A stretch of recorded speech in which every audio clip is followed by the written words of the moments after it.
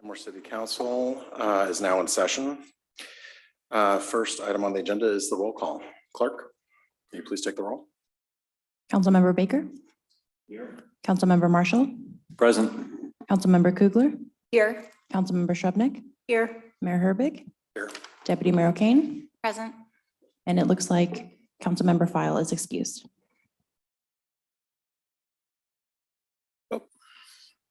Councilmember File, are you here? She's here. All right, please stand and join me in the flag salute. Allegiance to the flag of the United States of America and to the republic for which it stands, one nation, under God, indivisible, with liberty and justice for all. Next on the agenda is approval of the agenda. Unless there's any objections, the agenda will stand approved. Seeing no objections, the agenda stands approved as published. Next, we have a proclamation for Child Abuse Prevention Month. Whereas all children deserve to grow up in a safe and nurturing environment to ensure that they reach their full potential. And whereas our children are our most valuable resource and will shape the future of Kenmore and beyond. Whereas safe and healthy childhoods help produce confident and successful adults. And whereas child abuse and neglect are serious problems affecting every facet of our community, and finding solutions requires input and action from everyone. Whereas effective child abuse prevention activities succeed because of the partnerships created between child welfare professionals, education, health, community, and faith-based organizations, businesses, law enforcement agencies, and families. And whereas communities must make every effort to promote programs and activities that create strong and thriving children and families. And whereas we acknowledge that we must work together as a community to increase awareness about child abuse and contribute to promote the social and emotional well-being of children and families in a safe, stable, and nurturing environment. And whereas prevention remains the best defense for our children and families. Now, therefore, I, Nigel Herbig, Mayor of the City of Kenmore, on behalf of the City Council, do hereby proclaim April as Child Abuse Prevention Month in the City of Kenmore. The city makes this proclamation to urge all residents to recognize this month by dedicating ourselves to improving the quality of life for all children and families. And we have a short statement from Dawson Place, who unfortunately was not able to attend today. They say, "Dear Mayor Herbig, Kenmore City Council, and community members, it's an honor for Dawson Place Child Advocacy Center to be included in this proclamation to declare April as Child Abuse Prevention Month in Kenmore. Please accept the following statement as a token of our gratitude for shining a light on the need for child abuse prevention. Dawson Place exists because every child abuse victim deserves safety, justice, and healing. We are a single location that provides all the services needed by child abuse victims and their families. Dawson Place has served over 16,000 child abuse victims since we were founded in 2006. We help about 20 new kids every week. It is disturbing that child abuse exists. It should be a point of pride that we have confronted this terrible reality with a system so remarkable that it is internationally recognized as a model to emulate. Dawson Place is a wonderful example of how our community is learning to protect against and alleviate the damage caused by child abuse. The protection and healing of abused children is essential for the future happiness and health of child abuse victims and of our community. This proclamation for the prevention of child abuse is important to keep our children from ever needing our free services. We will continue to help the children and families in crisis from abuse. Starting today, let us work together to educate our community and our responsibility in protecting our children. Wouldn't it be wonderful if Dawson Place didn't need to exist? This proclamation is a step forward towards the vision of decreasing and eliminating the plague of child abuse. Thank you, Lori Vanderberg, Executive Director. Next on the agenda is a presentation, Hydroplane Race Event, presented by Seattle Outdoor Association Race Chairman Jan Shaw. Hello all. It's nice to see the council members and the mayor. I am in Spokane currently, couldn't make it over today. I am the chairman of the Kenmore Hydroplane Cup, which is Saturday, April 15th on the Sammamish Slough. This has been a long-term place on the water. Started somewhere in the 30s. We quit running when there was an accident, and then we restarted in 2013. We stopped for COVID and we waited till the bridge was completed. And now we're ready to go back on the water, create a little tourism thing for the city of Kenmore. It brings a lot of people in, especially those that remember the older days and they want to relive their glory. We are going to have at 192 Brewery on Friday night. Starts at 5 o'clock, a mini boat show in the outside of the brewery, and come in and share some pictures. And I have a lot of pictures from years past that we're going to put on tables. People can come look at what's happened in the past. We will have our unlimited drivers there and a lot of our up and coming J drivers who are 9 to 15. They like to come and do these kind of things, so it really works well. And then on Saturday, we'll show up at the Kenmore Boat Launch, also known as the Wildlife Ramp, at 8 o'clock in the morning. Get our boats set up, get all the rescue stuff out, meet with the King County Marine Patrol. Then at 10 o'clock, we're going to have an opening ceremonies. And I'd like as many council members as we can there and the mayor to come in and give us just a little short howdy, how are you? I do have Debbie Muir coming from the Muckleshoot tribe to do the national anthem, and she will do a water blessing for the Muckleshoots. Then we will have 11 o'clock, we will have our drivers meeting. And from noon to 4, we're going to put boats on the river one at a time. Our insurance precludes the fact we haven't been on this water for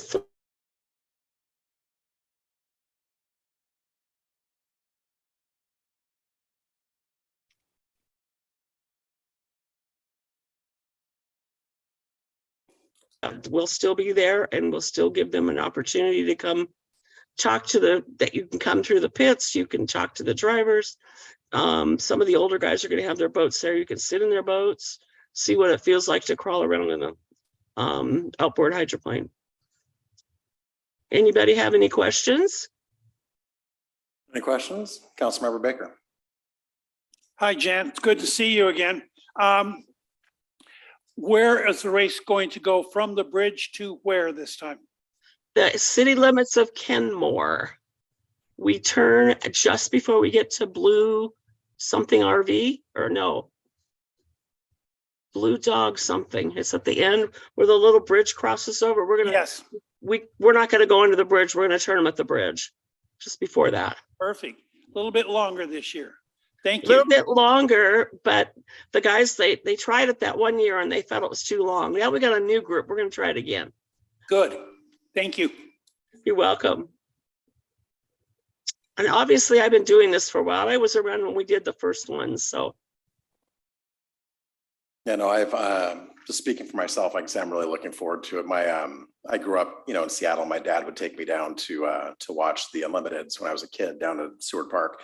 And when this came back here, my first year on council, it was very exciting. And so I always text my dad, and he always gets excited. And we try to find a good place to sit, and it's just really fun to watch. So I'm very excited that you're coming back to Kenmore. We really appreciate it. I know the community is really excited. Perfect. Any other questions or comments?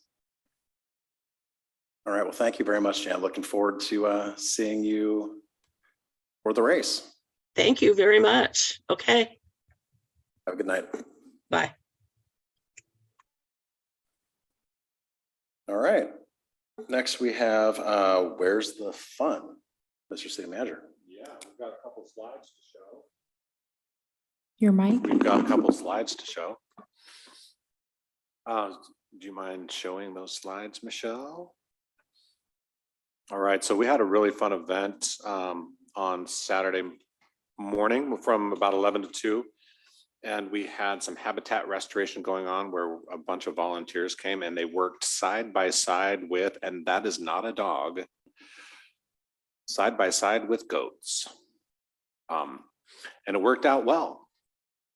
So the goats were helping attack the blackberries along with the humans.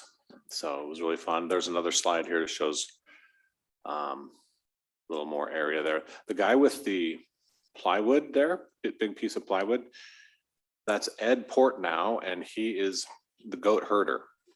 They're his goats. And he just loves them so much, and he treats them like pets. And it's really fun to hear him talk about his goats and fun and interesting facts and trivia about goats. So I learned a lot. Thanks, Councilmember Shrebnick, for coming and helping us out at that event. But yeah, so there's a little bit of fun right there, don't you think? Yeah, very fun. Got another slide of something else. Oh yeah, so this is at the new Tlahuaris Park, and we have a an accessible boat ramp. So this is for more like ADA type accessibility for people that want to kayak.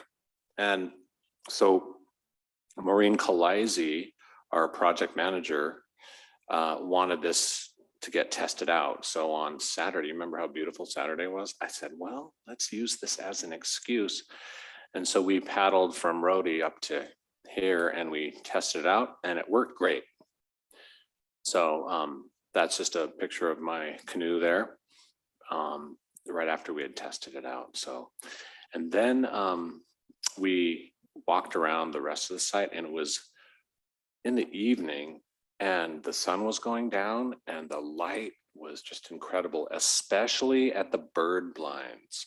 I highly recommend hanging out at the bird blinds in the kind of late afternoon, early evening hours. Just the way the light works with the slits in the bird blinds is phenomenal. So that's my Where's the Fun report. Thank you very much, Rob. Next, we have public comment. We welcome our community members to the council's meeting. In this forum, the council is not engaged or dialogue with the public. The primary role of the council is to listen. We'll hear from our on-site guests first, followed by our virtual guests. If you're online, please use the raise hand feature now if you wish to speak. All guests must address their comments to the mayor and city council. The clerk will acknowledge your request and call your name when it is your turn. Your time will start when we can confirm that we hear you. Please state your name and city of residence for the record, and keep your comments to the allotted time. We will not split your time with others or reset your time except by express approval of the presiding officer. Screen sharing is not allowed. You can submit materials to the council or clerk in advance. Please do not comment about pending development projects on which the council will make future decisions, as those are quasi-judicial matters, and council members must limit their communications about such matters. This meeting is being recorded. Thank you for taking the time to express your comments. Clerk? We have no individual signed up for on-site public comment. Can we move on to virtual? Of course. If you are virtual and would like to give public comment at this time, please use the raise hand function now. We have no individual signed up for virtual public comment, Mayor. All right. Next on the agenda is the consent agenda. The chair would entertain a motion to approve the consent agenda. So moved. Second. Motion and a second. Is there any discussion? Seeing no discussion, all those in favor say aye. Aye. Aye. Aye. Opposed? The consent agenda stands approved. Next, we have our study session agenda, Kenmore Downtown Development Concepts and Recommendations, presented by Rod Stevens.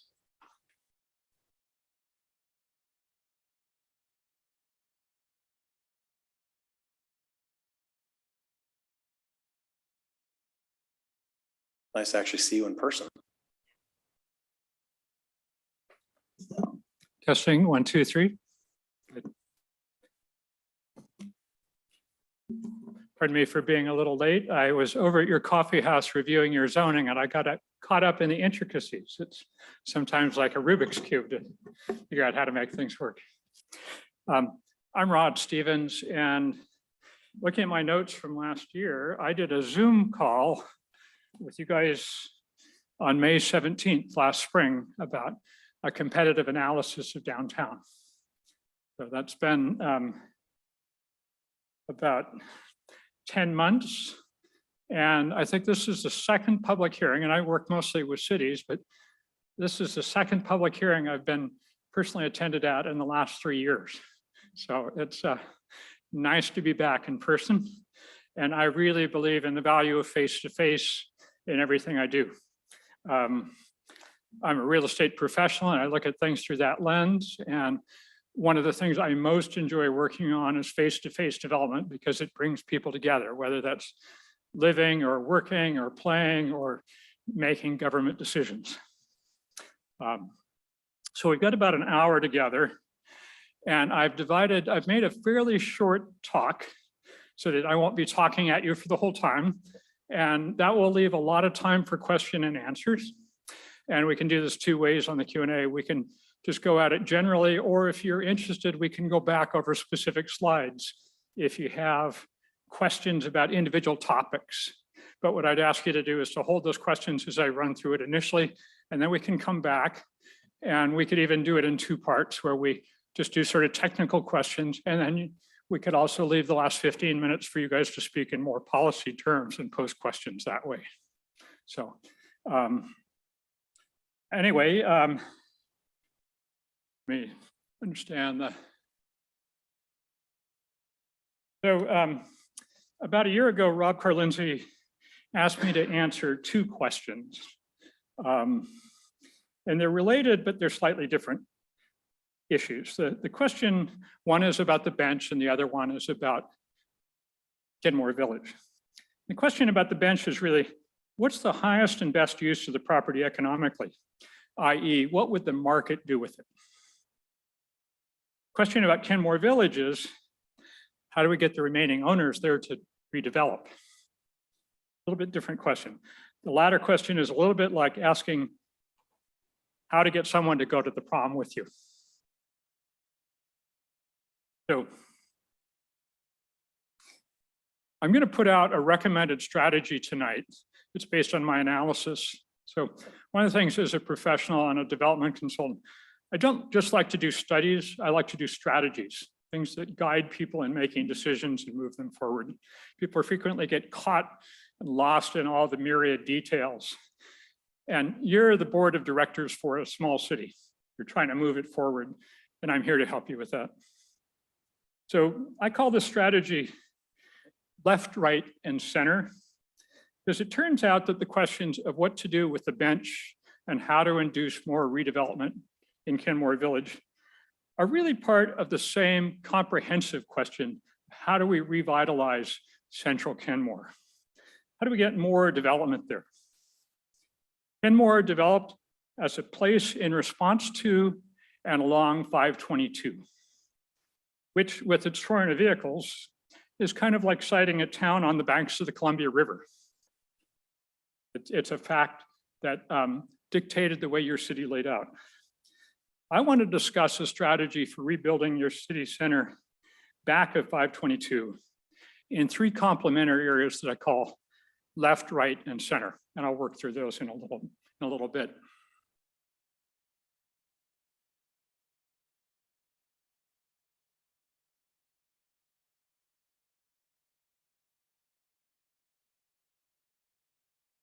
Just one note here, as you're looking at the screen, these orange, the properties in the mustard are properties that have higher potential for redevelopment. Areas in white are probably in their current use for the next 25 to 50 years. The ones in yellow are properties that could see higher levels of investment. I'll come back to each of these individual areas. The star and circle, by the way, are the post office site in the middle of Kenmore Square. So that's 181st running on the left side, bounded, and then Kenmore Village and those 2 rectangles, 65th and 68th, and then 181st continuing to the east.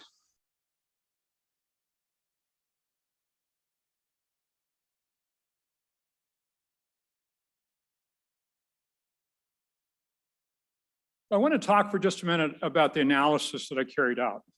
This stuff isn't just off the top of my head, but I'd like to take you for a minute through the kind of analysis that I did in order to figure out how to make your city move forward. And basically it involves a lot of driving around and looking at things, looking at comparable areas and crunching a lot of numbers. And those numbers, for example, are title company reports on land transactions. On the right side, so I looked at appraisal and title reports, both for the bench property and for Kenmore Village and for the post office. I looked at multifamily transactions throughout King and Snohomish County from January 2019 through January of 2022. Looked at every single transaction for land made into townhouses. I looked at the property tax and the use data. I spent a fair amount of time talking to brokers and developers about their attitudes and what they're interested in today. And then I also tried to do a fair amount of ground truthing to see what was out there. Not everything on my maps is accurate, but I wanted to see how things actually laid out. One of the interesting things that came out of this analysis was this map on the left side. And I put this up on my LinkedIn site and I got 250 hits. 50% of my followers were interested in this because they'd never seen this kind of map before. And from what I can tell, this is the first time this map has been done for this region. So you're looking at some original research here. And what this map shows is where townhouse developments were plotted over the last 3 years, where there were transactions. And the colors denote the value of the lots. And so up on the left side there, you'll see it says multifamily lot values.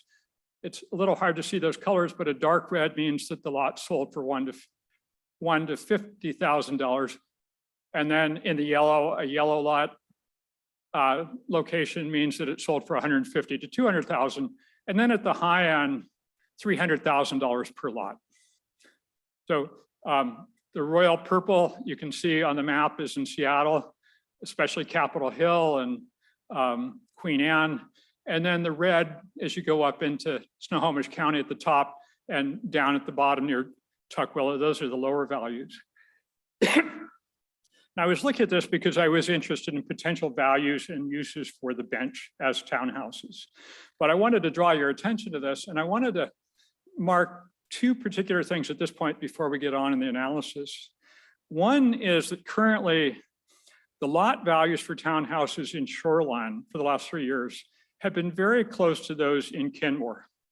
And this really kind of surprised me because most of those new developments in Shoreline are along 185th on very busy streets.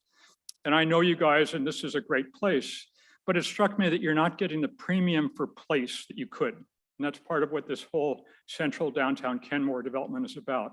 But right now, you're just not getting the premium for land that you should for having a walkable place. The second thing, and I'm not showing it on this map here, is that I looked at the volume of where people are building. And for the last 3 years, more than 40% of the new townhouses developed in the region have been in Seattle and Shoreline. That's a huge number. A lot of those are packed into Rainier Valley, and a lot of those are along 185th. Sorry. When I looked at the number of units built in the central east side, Kirkland, Redmond, Bellevue, really, you know, this 520 and 405 being the economic heart on the east side, and frankly, one of the power locations in the country for tech employment, I found that only 11% of the region's townhouses are being built in central east side. In essence, those three cities, Kirkland, Bellevue, and Redmond, are not building much for sale housing. Redmond, on the other hand, if you've been in the downtown in the last 10 years, is just utterly transformed. In 2010, I was hired by the city of Redmond to figure out how to jumpstart development by relocating Station 11 of its fire department. And I said, don't worry, it's coming. You won't have to induce housing here with what you've got. And it's far more housing than I would have ever guessed. I'm not that comfortable with the form, but the development with apartment rentals in downtown Redmond has just taken off. The downside of this, and it's an opportunity for Kenmore, is that I estimate in Redmond that they're building 10 rentals for every single family unit for purchase. I mean, for every townhouse, 10 rentals for every townhouse. So if you're a young person renting and working at Microsoft, and you're getting the money together for a down payment and you want to buy somewhere, you're not going to have a choice nearby. You're going to be able to rent there, but you're not going to be able to buy. And so you're going to have to uproot your household and move somewhere else.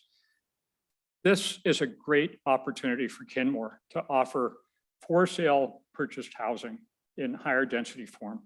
I want you to hold on to that thought as I work through that. But if you're worried about affordable housing and having people having a stake in the community, there's a major opportunity here to attract people from the central east side.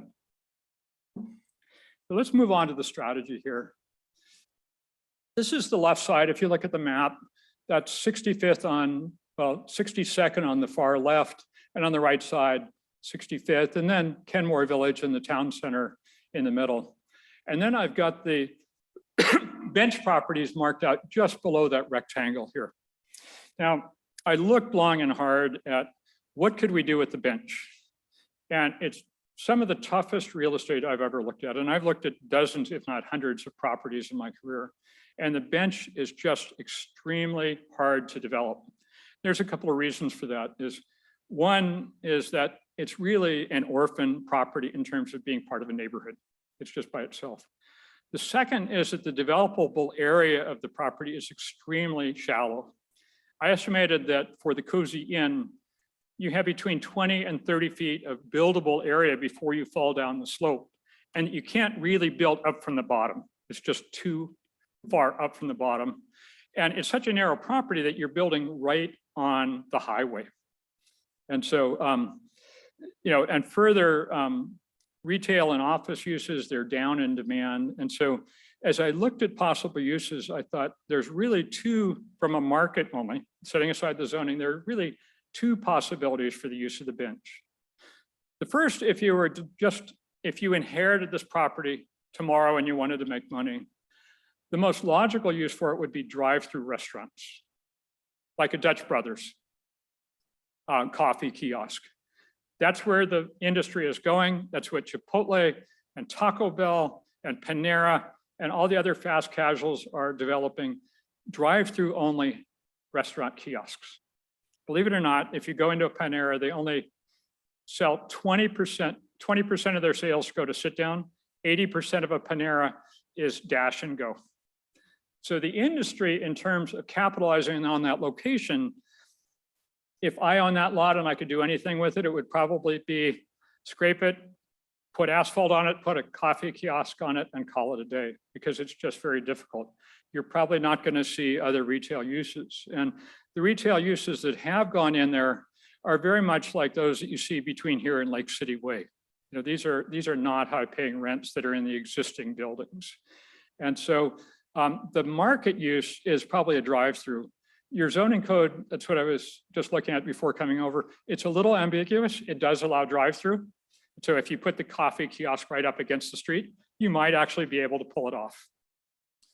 The second use that I'm much higher on is townhouses and for sale townhouses, because of the facts that I just talked about. When I first started looking at the bench, I couldn't figure out what to do with it. And then when I started looking at these townhouse numbers, I got very excited, saying, boy, somebody out here would like a treehouse view of Kenmore Air. Not everybody, but somebody. The challenge again is that the bench is kind of an orphan location. You can only turn right in and right out, all these other things. If you're living there, you want to turn your back to the street. But if you're willing to build up a floor or down, and you're probably a self-employed business owner, you get a wonderful place to live and work with primo views out over the water. Better than those in some ways behind 522, because it's right in front of you. And unlike being down on the waterfront with a condo, you don't have somebody living up above or below you. You can be in kind of splendid isolation with tremendous bragging rights. And I talked to some brokers about this, and I toured some of your townhouses here. And I thought, what's the possible timing for this townhouse development? How soon could it be done? And at first I thought, well, maybe we could do it in the next few years. But given the uncertainty about interest rates, given the recession, given all the other issues, and given the fact that it's an orphan, I thought, I don't think you could attract a buyer for this property, a home builder, and take a chance without heavily discounting the price a lot. Now, I think that if you held on to it and did some things around it, that in several years, maybe 3 to 5 years, you could sell it for what you paid for it and induce somebody to build townhouses there. But the real point of this slide of creating a cascade of values is that what I'm suggesting is that to get the bench developed, you really have to build the neighborhood up above it into more of a neighborhood, especially along 181st, which is a real transition zone right now. It's zoned for community business, but in fact, what the market is doing up there is townhouses. When you look at what's actually happening along 181st, the most recent new construction is townhouses. And when I talked to brokers and developers and I said, what if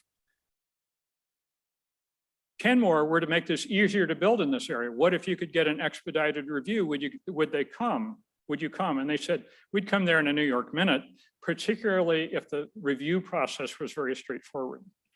So I just talked to a handful of developers and brokers, but I got very strong feedback, including from Main Street. I talked with them. So this left idea of creating a cascade of value really applies to sort of money flowing off the hill and strengthening the areas around it. And that means to the south onto the bench and also to the east onto Kenmore Village. So what we're doing here is that we're giving Kenmore Village and bench sort of shoulder support so that people will come in. Again, not developing in isolation, but developing in the context of surrounding, because when you're in a pioneering area, the old real estate term is pioneers get arrows. Everybody always wants to know who else is there. And so if Kenmore could strengthen 181st as a place for townhouses, over time, the bench would come along, and over time, Kenmore Village would too.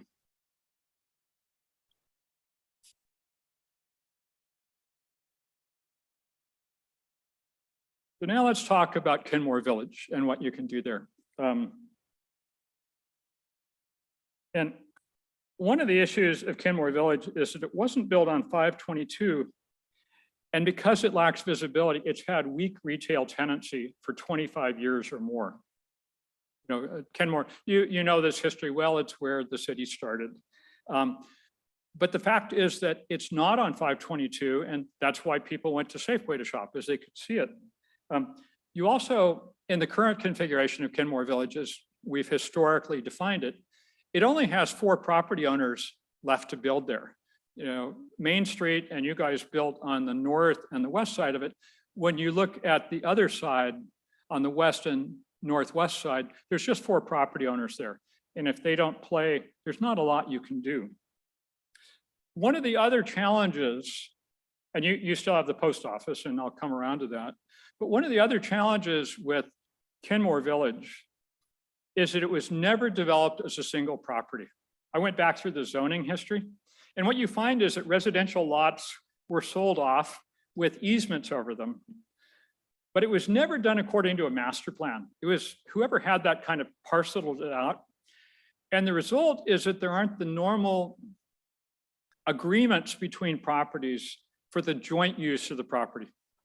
In a normal shopping center, if I own the strip space and I have pads out front where there's a bank or a drugstore, there are things called conditions, covenants, and restrictions that provide for the shared use of parking and for access, and even for who pays the bills for striping. None of that is in place in Kenmore Village.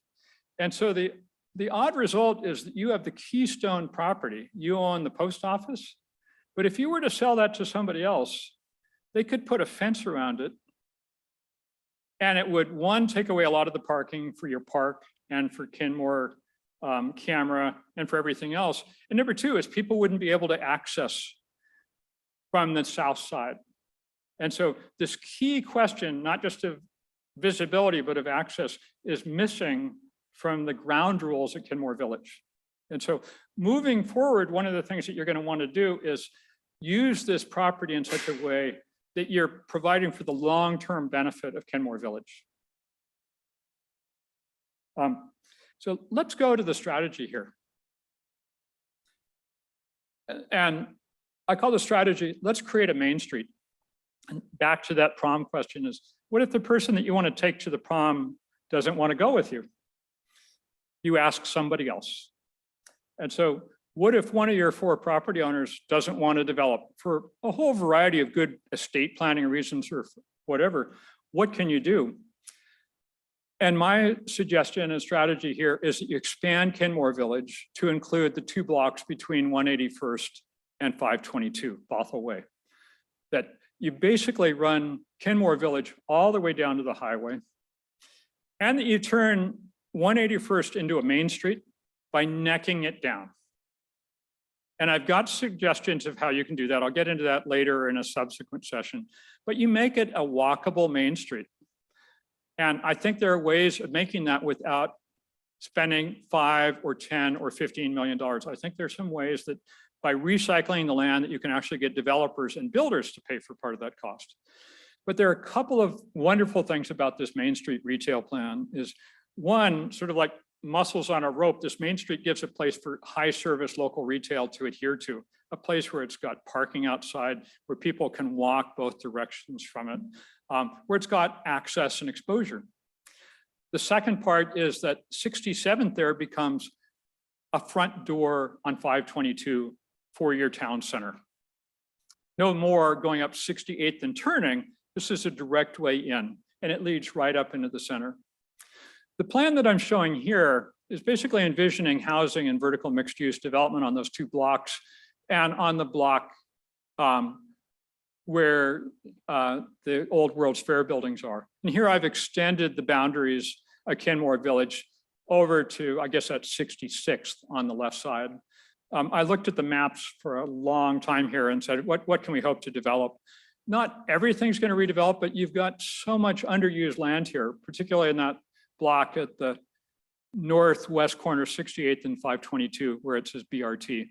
You know, you've got 2 bank branches and a fast food restaurant there, you know, and most of these buildings, not the fast food and the bank, but the other buildings in the area are 50 years or older, and they're very small and they have a low footprint. So there's good potential for redeveloping here.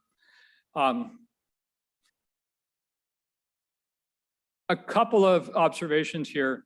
One is, I've been a little fanciful and I'm not an urban designer, but I do understand real estate programming, what's on the menu for real estate. And what I've suggested here is that when you look at the post office as a bargaining chip and a card for making things happen, that you could use half of that lot to provide permanent access to the interior of the center, and that use the other half as kind of a gardens or park area that's an inducement to the people next door to develop at higher density. This becomes the space that they'd normally be required to use open space in. And if you put it there, they can develop at higher density, and that might get them to the table sooner.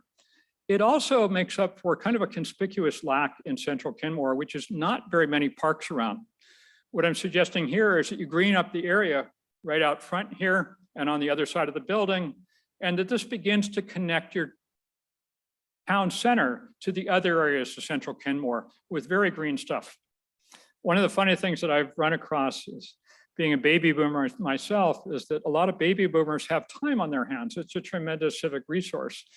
You could have them garden these areas for you. You know, you're the Dahlia City. You could have a dahlia garden there. I looked at the post office lease, and it provides for relocating the post office. So you can't just say bye-bye. You need to provide a new location for them. The original lease with the post office envisioned them going somewhere in the redeveloped Kenmore. And if I were a post office employee manager, I'd want to go on that new Main Street where there's a lot of foot traffic. So now let's go to the third and final element here, which is the right side of the map. So here we're looking at Kenmore Village and the post office there with the star and circle, and then 68th, and then this is everything to the left, including the city hall and the new condo project on the auto auction site. And then down in that lower right-hand corner, the St. Vincent de Paul Center and the park and ride. And these are developable areas. You've got a bank branch there in the middle on 522. You've got some vacant land. You've actually got a big resource for housing on this east side of your town center. And this is where I'm going to urge you to really think comprehensively about your downtown, that if you're trying to get affordable housing, you have to look at where you can put it. So in terms of walkability, this is a great area. Coffee, shopping, transit, nature, and even rowing are all a 10-minute walk away. You can live car-free here. And that means developers can provide housing with far less parking, for which the cost is about the same as the land cost per apartment. I'm going to stop and make that point because it's so critical here. Main Street told me that for their apartments, the cost of one parking space is about what they pay for land. Everybody thinks land is the big cost. Parking is as big as land. So if you can eliminate a parking structure, parking space, it's almost like being given the land for free. You're saving $35,000 per unit if you can eliminate a structured parking space. And so the key to affordable housing is creating a walkable place where people can live without their cars. This is the most important thing I'm going to say tonight. The key to affordable housing is creating a walkable place where people can live without their cars. And that's what your Kenmore Village becomes. It becomes the chassis for affordable housing. It becomes the walkable place that people can build affordable housing to. I'm going to give you an example of a new project in Sacramento where this has already taken place. I have a client who's the biggest commercial developer in the Sacramento area. He owns the Sacramento Kings. And so he has thousands of housing units and millions of square feet. He developed last year an affordable housing project without subsidies. 154 units on 1.3 acres, 0.4 spaces per apartment. His costs were 40% of the average subsidized unit in the area, 40%. So he was able to offer, because he got his costs down, he was able to offer apartments for the same affordable rents as subsidized units, but with no subsidy. He leased those units in 6 weeks. He's got a lot of real estate. He said it was the single most successful project in the last 6 years. And now he's looking all over California to do this more. When I checked with a friend who works for Metro government in Portland, he told me they're beginning to see the same thing in Portland. So this idea of affordable housing in walkable settings is coming to a place near you, and Kenmore could be a pioneer. And this east side of downtown, if you're talking about using your scarce council resources, you can probably get more units going here than anywhere else for your time and money if you build that walkable center. But think of the walkable center as the car chassis that drives everything else. It's going to drive the bench. It's going to drive Kenmore Village. And on this right side of downtown, it's going to drive affordable housing. One other little point on this area of town. You've got something that you're going to hear a lot about in the future. Walk to nature. Nobody's talked about this for the last 20 years, but walking to nature is really critical. And you've got swamps. You've not only got the lake, but you've got swamps. This nature stuff is going to be really big, especially for families and kids. Well, I'm just about done here. I want to talk a little bit about considerations for your decision-making. On the left side are all of the topics that every city is talking about across the country. These are the topics that every city is struggling with. Affordable housing, walk to nature, how do we entertain youth? By the way, I was just over at the hangar and I was pleased to see how many high school students you have there. Great job there. Tactical urbanism, what can we do today? Mixed use development.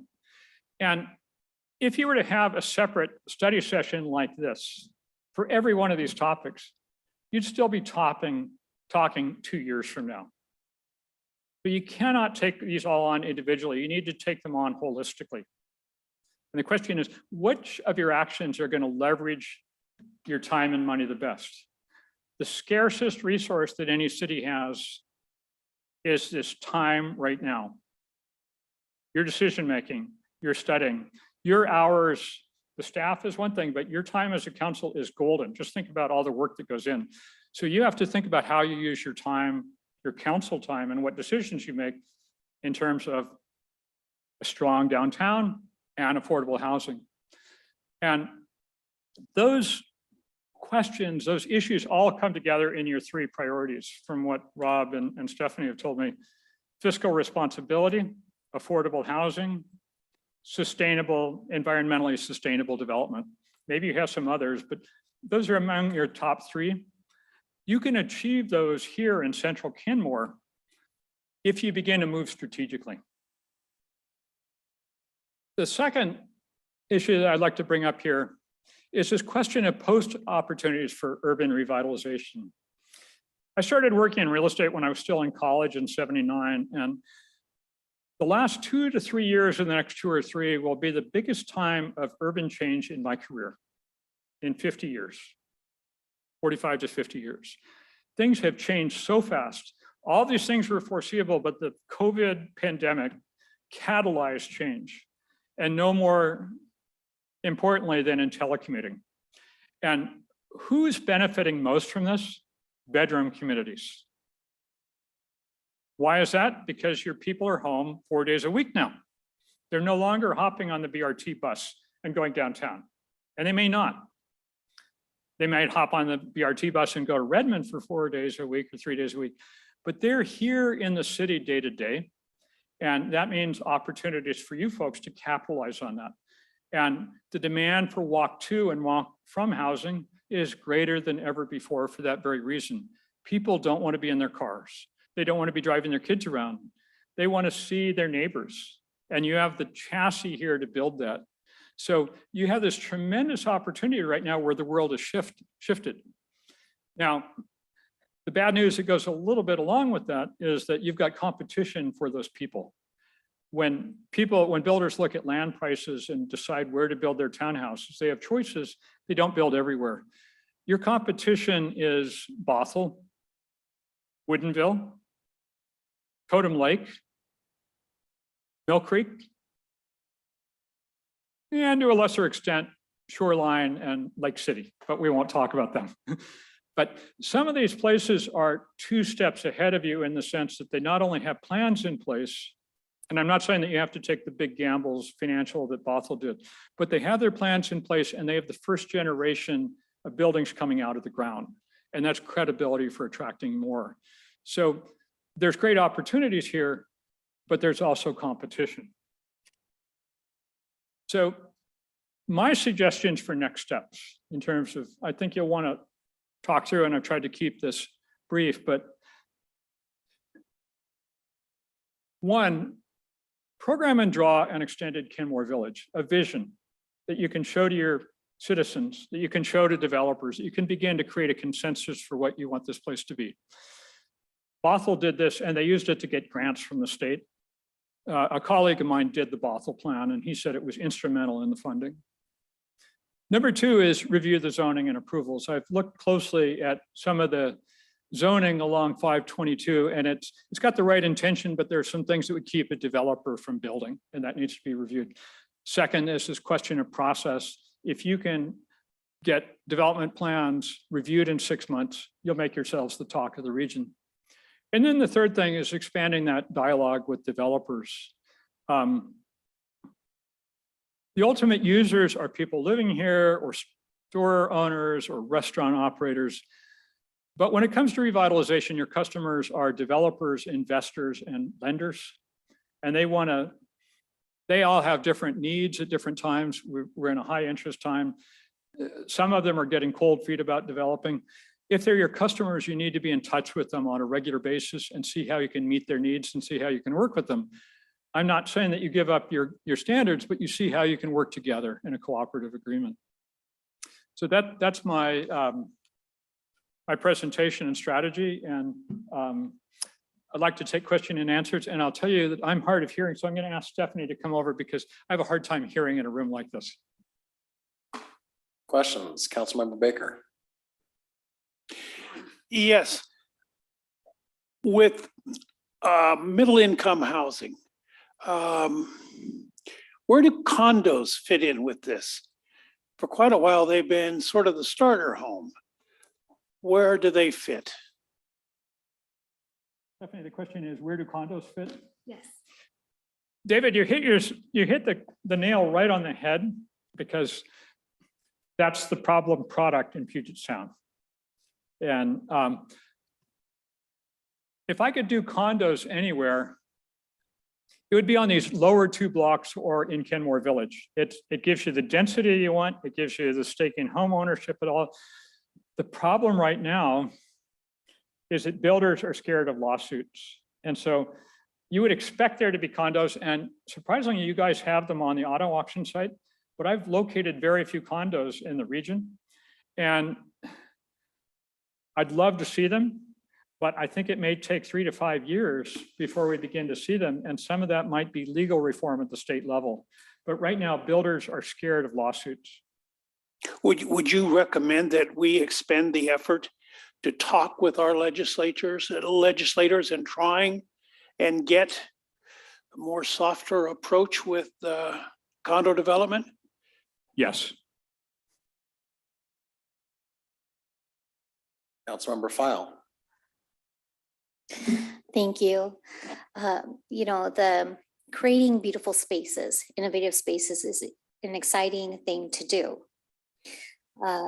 Finding that affordability for first-time homeowners in our market is a difficult thing to do.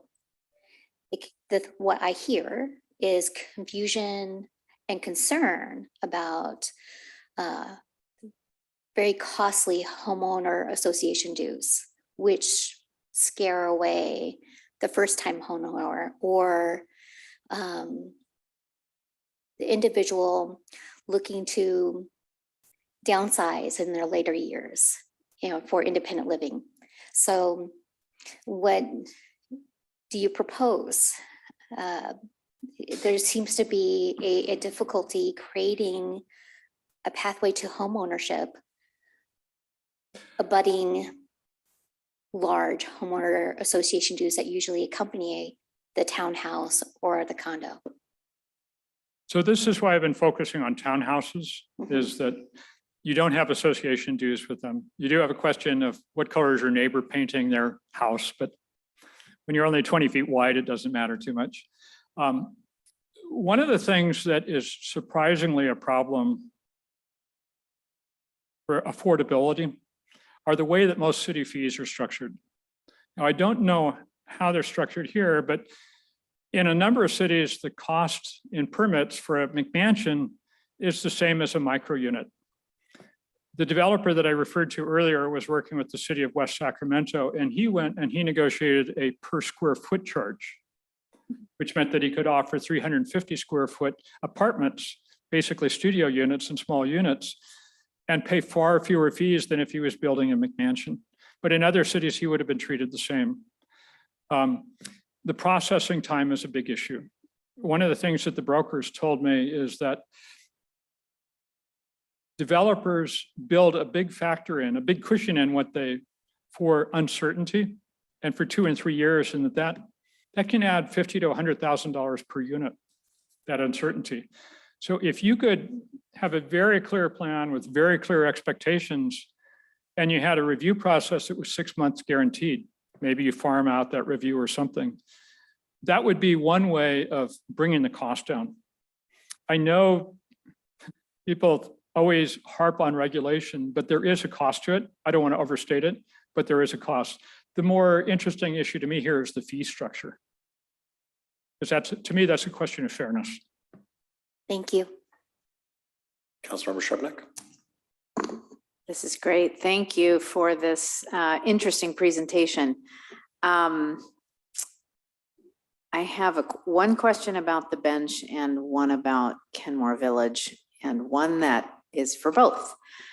So for the bench, were you referring to the whole bench area or just the part that we own? Because we own a couple parcels. The whole bench. The whole, okay, so you were having a vision. Yeah. Okay. So then this question relates to both the bench and Kenmore Village. So how do you program these areas, so to speak, without controlling them, but owning them? We don't own them. Yeah. Yeah. You're talking about the bench. Right, and Kenmore Village. Yeah, I mean, that yeah. the same issue applies to both. let's talk about the bench first. Okay. So the question for the bench is, if you owned it and you were a developer, what would you build it there? Okay. Putting myself in a developer's shoes, I would build 20 to 24-foot wide townhouses at grade, 2 stories above, tuck under parking. And I do a slip lane along the road because that's the only place I can do it. I have to cantilever out. I've got to do a townhouse, 1,600 square feet at $425 a foot. I'm going to sell it in the $750 to $850 range, probably to someone between 35 and 60 who still owns their own business or is a higher income professional that can work from home. I'm going to sell them basically on ego and view, that you are in a tree house and you have this terrific view of things taking off and landing at Kenmore Air. Okay. So my footprint is a 20 by 40 foot thing that I cantilever out. I probably have, I could spend maybe 125 to 150,000 for that unit, but I'm probably going to take off $50,000 for extra structural costs because I have to cantilever out over it. For the bench, for the Cozy Inn in particular, it's so narrow that I'll probably cantilever 3 units out, vertical, sort of kitty corner, and I'm going to do 2 elongate along the road. The problem that I run into is that your zoning code requires that 30% of my area be view corridor. So now I have to take away 30% of the units that I'd like to sell. I guess that I probably didn't clarify the question. So, I mean, that kind of development is what we want, I think. And so how do we get from where we are now, which is in both cases, owning and controlling a portion of the parcels, to either a developer developing the whole thing or us purchasing and controlling, working with the developer? How do we get from now to then? I'm going to give you an unexpected answer. The normal design question would be designer approach. If I was an architect or a planner, would be to say, I'm going to envision what I'd like to see built there, and I'm going to write the code for it. Okay.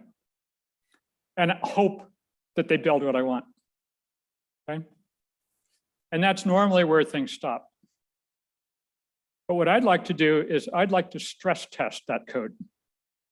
I'm going to ask developers and builders to come in and abuse that code and find the loopholes and see what they do with that envelope that I give them in those conditions. And they may say, gee, you're requiring 30% view corridors, so I got to knock my price from 500 down to 300,000. Okay. On the other hand, I can go up 5 stories and that's going to block the church behind me, something like that.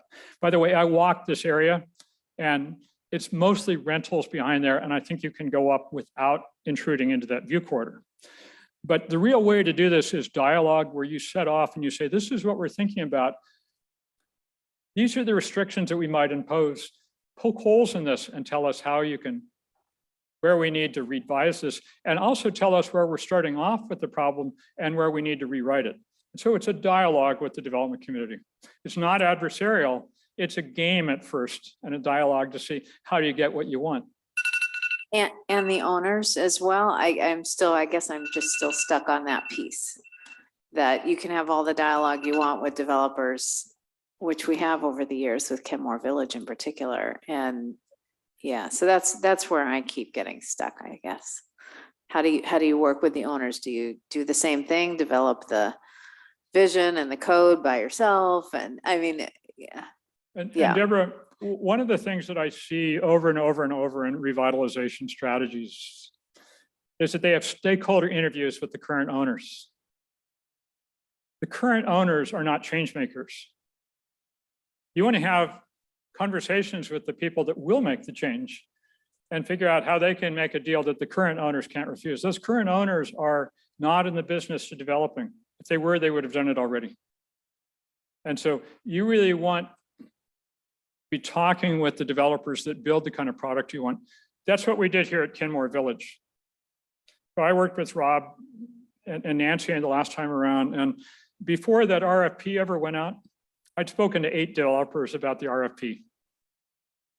And we sort of had a stable of racehorses ready before the RFP ever went out. So there was that dialogue here.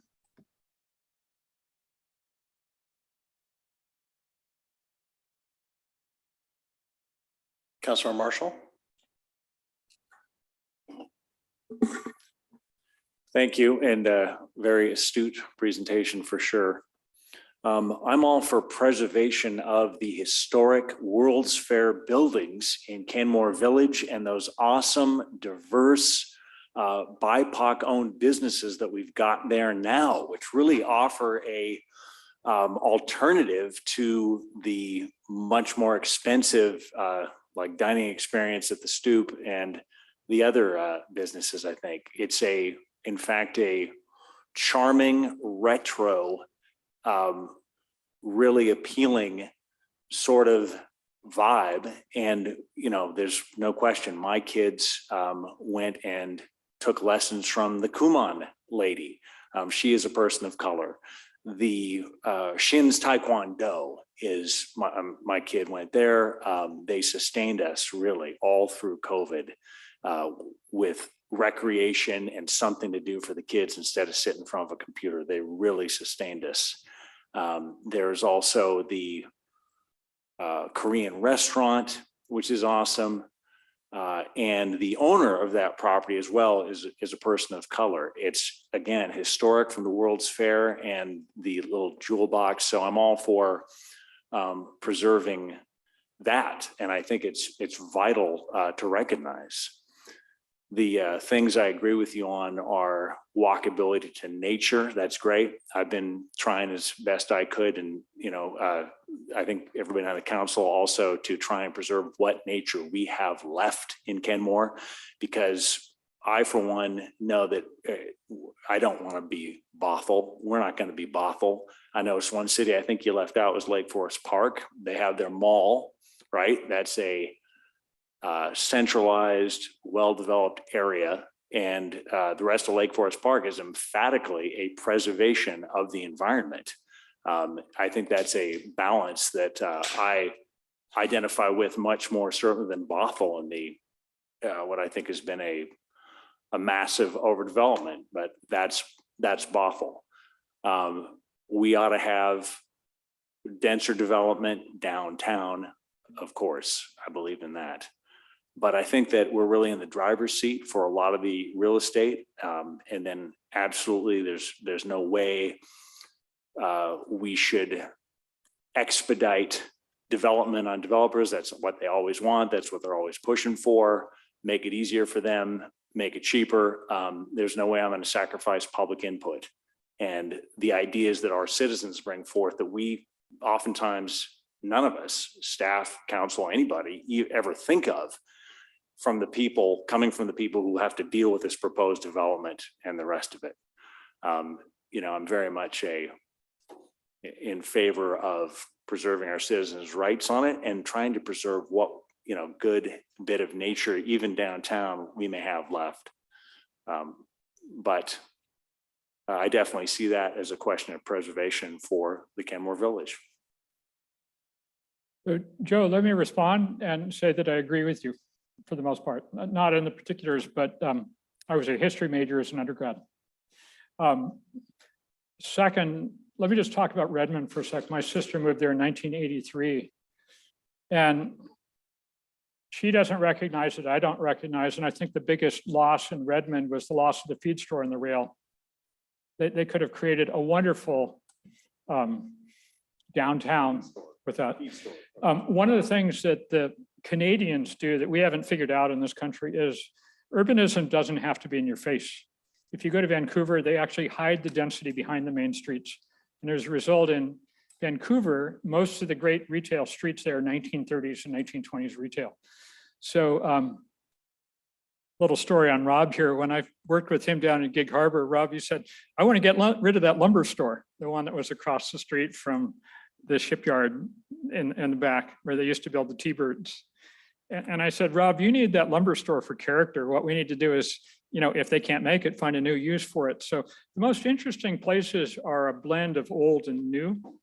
And it doesn't mean that everything has to go here. What it does mean is that you have to have a good mix and places where people can build if somebody else doesn't want to build, okay? If you want to designate it for historic use, that's a public policy decision. The question that comes up, and this is one brought up by my friend Greg Tung, who did do Bothell, and he's no more in favor of big stuff than I am, but he's very successful at bringing back main streets, Mountain View and Redwood City in the Bay Area, and a lot of small places even in the Central Valley. And when I started talking to Rob or Greg about this over the weekend, he said, how do you redevelop 181st as a main street without having a gap-tooth smile of development in one place and another? And there are ways of doing that with tactical, with say food trucks and some other things, or with some fences.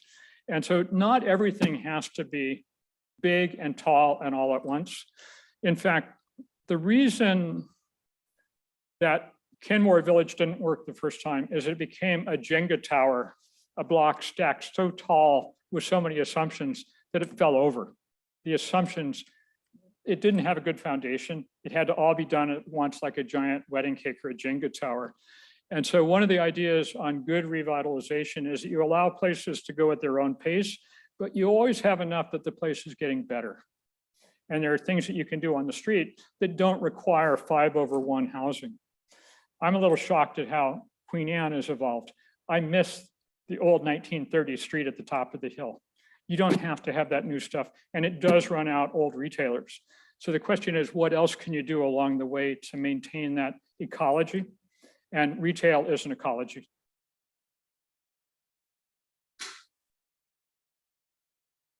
Councilmember Kugler. Rod, thank you so much for coming tonight. I think this presentation is really interesting and generates a lot of great ideas and discussion. I have a couple of questions. One is, in this image here, I'm curious whether you kind of thought through also, like there's a lot of movement towards walking, like pedestrian only or bicycle only areas.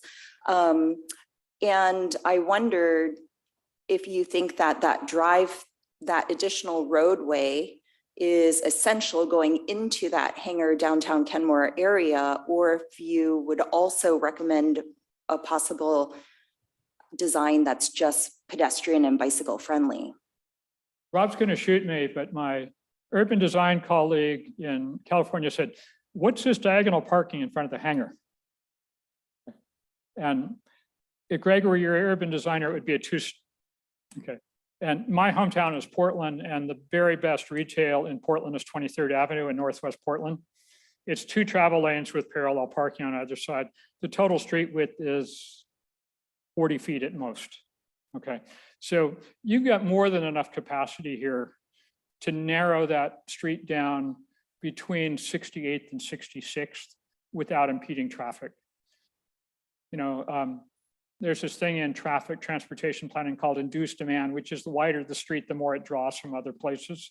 You want to be doing the opposite here. You want to have teaser parking where people might get a parallel space, but you want this ideally to be so calm that people jaywalk everywhere. Yeah, okay, thank you for that. The other question I have is, you were talking about the frontage on 522 being important to draw business into the Kenmore Square area. I think you were saying that in the past that was part of its lack of business or vitality. And I'm wondering if you can speak more about this, because I've noticed, like with a development like the Woodinville School District, it's not right off of a main road. And it seems to be like attracting a lot of businesses, a lot of people to that area. We've also been talking about the TOD recently and having frontage like businesses, commercial area right on 522. So can you talk more about the importance of 522 and the connectedness to Kenmore Square? Yeah, Anderson School, the one that got away in some ways. Personal disclosure, I'm not a big McMenamins fan, and I've been dealing with them for 30 years. I call it kind of retro hippie. It's not my style, but boy, can they draw people. And I walked through and I just thought, the tiki pool and the fireplace and the outdoor stuff, this is a place that people go to, locals go to all the time. And that's a big contrast with the lodge at St. Edward's, which you take to show your family off, but you probably don't go there very often yourself. And so if you want this place to be for Kenmore people, it's got to be alive with different activities that draw teenagers down and boomers and everybody else. And so that's the idea of pulling the retail Main Street out, is to activate it and make it a walkable place with the post office and the library. And the programming is the software of real estate revitalization. The bricks and mortar are the hardware. The programming, what happens in that space, is the software, just like a PC and the software programs that run on it. And so you've got some of that going on at the hangar. I saw a group meeting in there an hour ago. But making the street enough that you can close it down more than once a year so that it can be festivals. Working with King County Library so that their space is used every week or even daily. Some of the work that Stephanie's doing with the YMCA, programming this. All of these are things that if you're in the city business, you need to be thinking about that programming. So it's not just bricks and mortar. It's the activities that go on there. And that's where McMenamins is really, they're the gold standard in the country for taking old real estate and making it work. So there's a lot of lessons to be learned there. Okay, so a follow-up question on this one. Like I noticed you don't have commercial space or retail along 522. So is the idea here just to attract people, draw the attention into the city center?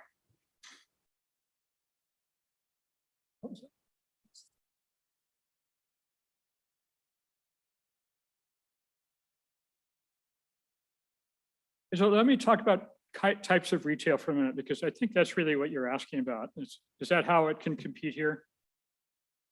Well, I just noticed that you don't have retail along 522. And I'm guessing that's by design. No, and I don't think it can really work there. What's thriving there is Les Schwab and paint stores, destination things.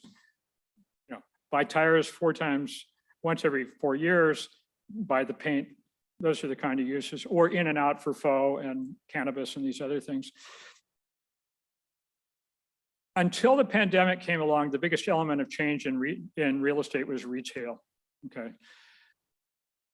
I've run the numbers using national census data, and in 2021, almost $1 in $4 spent in the retail world outside of groceries and auto were spent on the internet.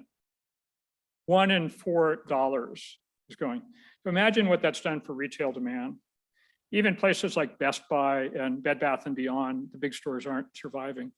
And so 522 is this long commercial corridor waiting to be repurposed with something. So we've got all different kinds of retail. We've got Amazon that we buy at home. We've got Costco. We've got Walmart. We got Bell Square and University Place when we want to try things on. And then we've got high service retail that's local, where we spend our leisure time. Yarn stores, bike stores, bookstores, record stores. These are all places that are kind of high service retail. And maybe we go to a bookstore and there's somebody giving a reading. But these are the places that we spend our leisure hours, because all those hours that we work, this is where we choose to spend those things. That's how you can compete. It doesn't have to be out picking up the eyeballs of commuters every day. People just have to know it's there. You've got one of the best examples of this in all of Puget Sound already here, Kenmore Camera. How do they compete? Their expertise. Their people behind the counter are the best in the business. Probably the best camera store north of California. And they have these conferences that come because people love it. My brother-in-law is up here 4 times a year. And so if you think about that kind of retailer as how do we get more small ones that are destination, where there's a face-to-face relationship, that's the kind of retail you want. Great, thank you. I have one more question, and that is, we've taken many steps as a city to streamline development in Kenmore, and I'm wondering if you can give more specifics about why our review process isn't attracting developers in a New York minute, as you said. Um, 522 North Side, US Bank branch, 4 lots, lots of space. You could cascade it down the hill. You could turn your back with townhouses to 522, and it's a big developable site where you can probably do 20 or 30 units, okay? Your zoning for that area requires that 25% of the ground floor of the area along be mixed use, okay? Not well known, but the institutional world, in order to get in urban areas, will do mixed use projects. They limit that ground floor to 10,000 square feet in their boardrooms back east. And they write off the number as a complete loss. They say, this is what we have to give away in order to get the apartments. But they write it off, they say 0. If we get a coffee shop in there that can pay us, that's fine. But our pro forma is based on everything above. At 25%, your retail content is too high. You can't get good stuff. And furthermore, I'd argue that you don't want 522. You don't want to be orienting to 522 as a walkable place. I don't want to come home and look out at buses living there. I'd rather look into a courtyard or something else. And if I'm a retailer along 522 and I'm orienting to all that traffic, where's my drive in and drive out space? Really, really tough. And so that's one area where I found an issue with your code, is you need to be thinking holistically about what's the product that's going on here and where can the stuff take place.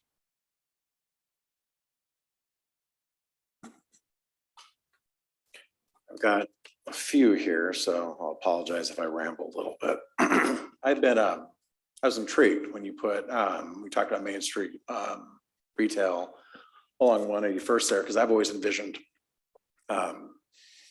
somehow breaking that up into smaller frontages and maybe putting an alley behind or something like that for access, but actually having 0 lot line or, you know, back-to-back retail along that whole street.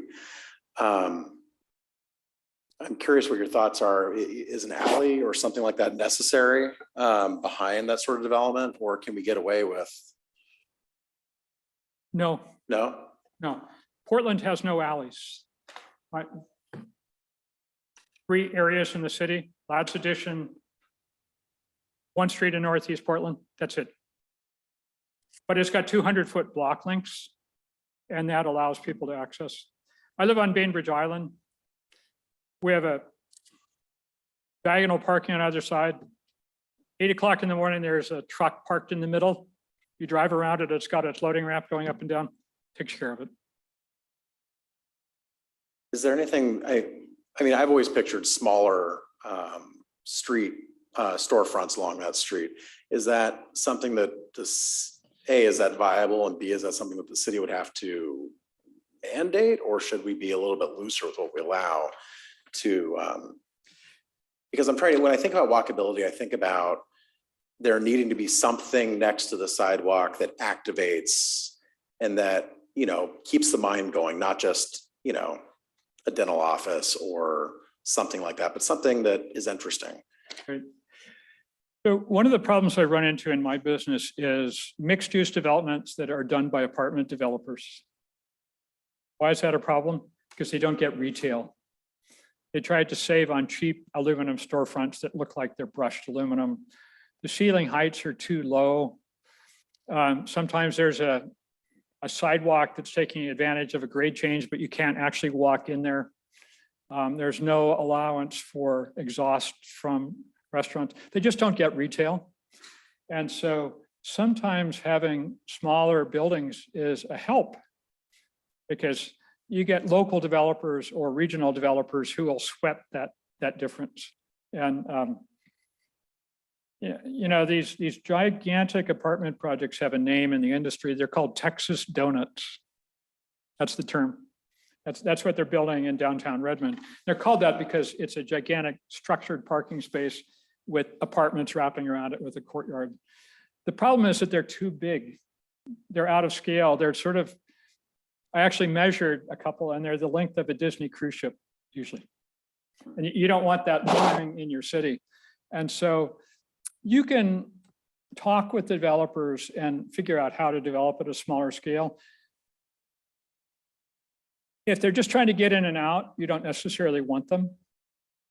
But if you create a good place and you have a vision, you'll draw people who will sweat the details. And part of what you want here is you don't want one company to come in and then leave. You want people who understand the city, who can work with you, and who will do a second, third, and fourth project. That's where the best cities are developed not by one or two white knight developers coming in. They're developed by a guild almost of 3 or 4 developers that understand the place together and love it, and that have smaller scale projects. So there's a way to get there. It takes time. But the most important thing is you have a vision to start off with of what you want your place to be like. And a lot of the, excuse me, in other parts of this map, like along 181st further down, your map was showing townhomes kind of, or at least I believe it was showing townhomes at the street level. Does that help or hurt walkability when it's just townhome door from a pedestrian standpoint versus something else that's a little bit more interesting to a pedestrian?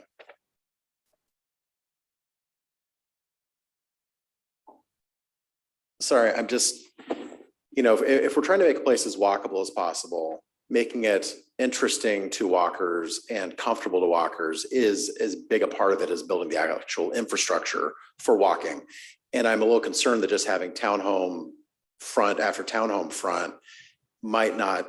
So I was envisioning something higher density, but this, let me talk a little bit about this Sacramento project.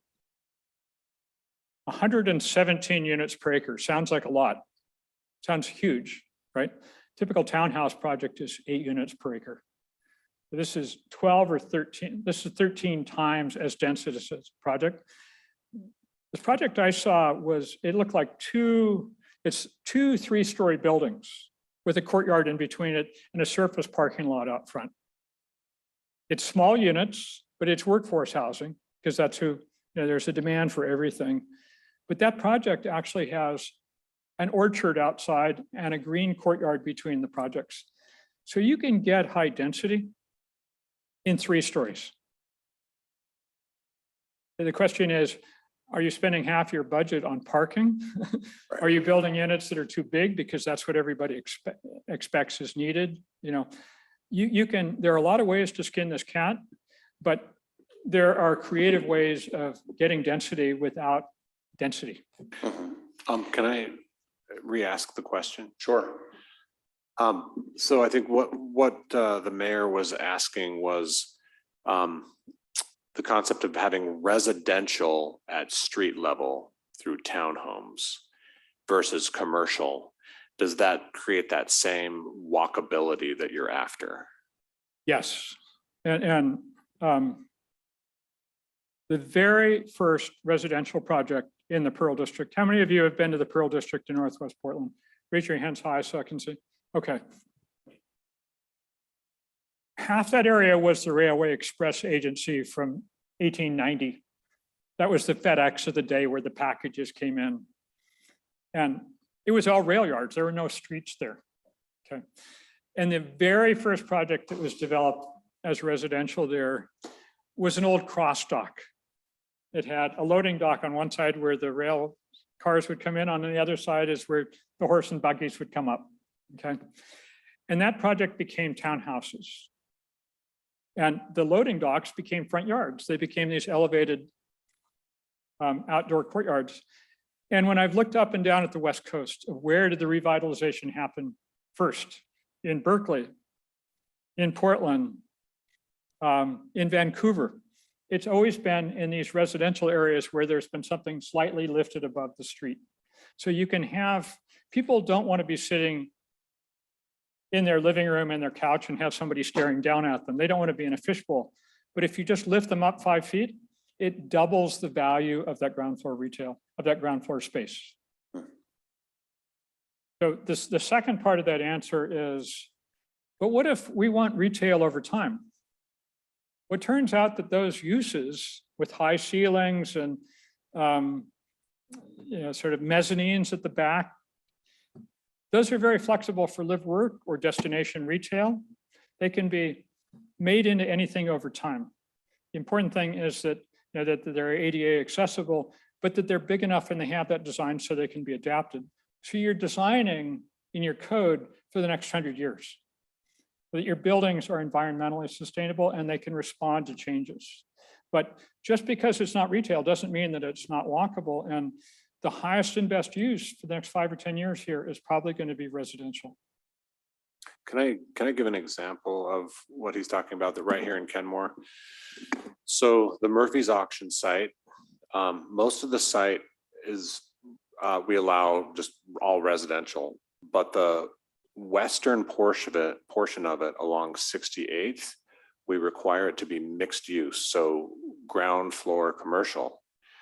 Well, when the developer learned that, they tried to make it work, but they didn't want to take that risk of putting ground floor commercial on 68th, on the 68th side of the Murphy's site. So instead of taking that risk and putting the commercial on the ground floor, they decided the more safe route was no development at all and put a park there instead. So there's an example of where, despite our mandate, we didn't get what the zoning code required. Nigel, just one more example here. I was called into Gresham, Oregon, where there was transit-related development that's gotten an iced tea grant back in the mid-1990s. It's a federal walkability grant. And the feds were requiring retail on the ground floor. And they said, we want to take this grant, but we got a chicken and egg problem here. We don't have demand for the retail. It's not going to survive. What do we do? And the solution was to build those ground floor units an extra 5 feet tall and make them so they could be residential now and retail later. Let things, uses evolve. You don't have to build on day one. You just have to be flexible. Thanks. Councilmember File. Thank you. One of the things that can be very exciting about innovative development is keeping our historic past and including innovation in building. So for example, we have the older historic buildings on the other side of our town square, right? Our small BIPOC-owned businesses, much beloved to our community. There's opportunity always to grow with that. You can have old structure and historical structures, maintain them, and also build to them, cantilever to them or whatever. I also am aware that in eco-sensitive spaces, one of the solutions architecturally design-wise to ensuring that you have light without blocking light.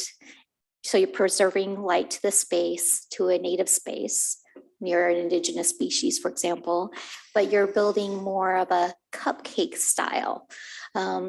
Means that you're getting a little bit more height, but you're also working both to maintain light and keep with the environment you have within the area.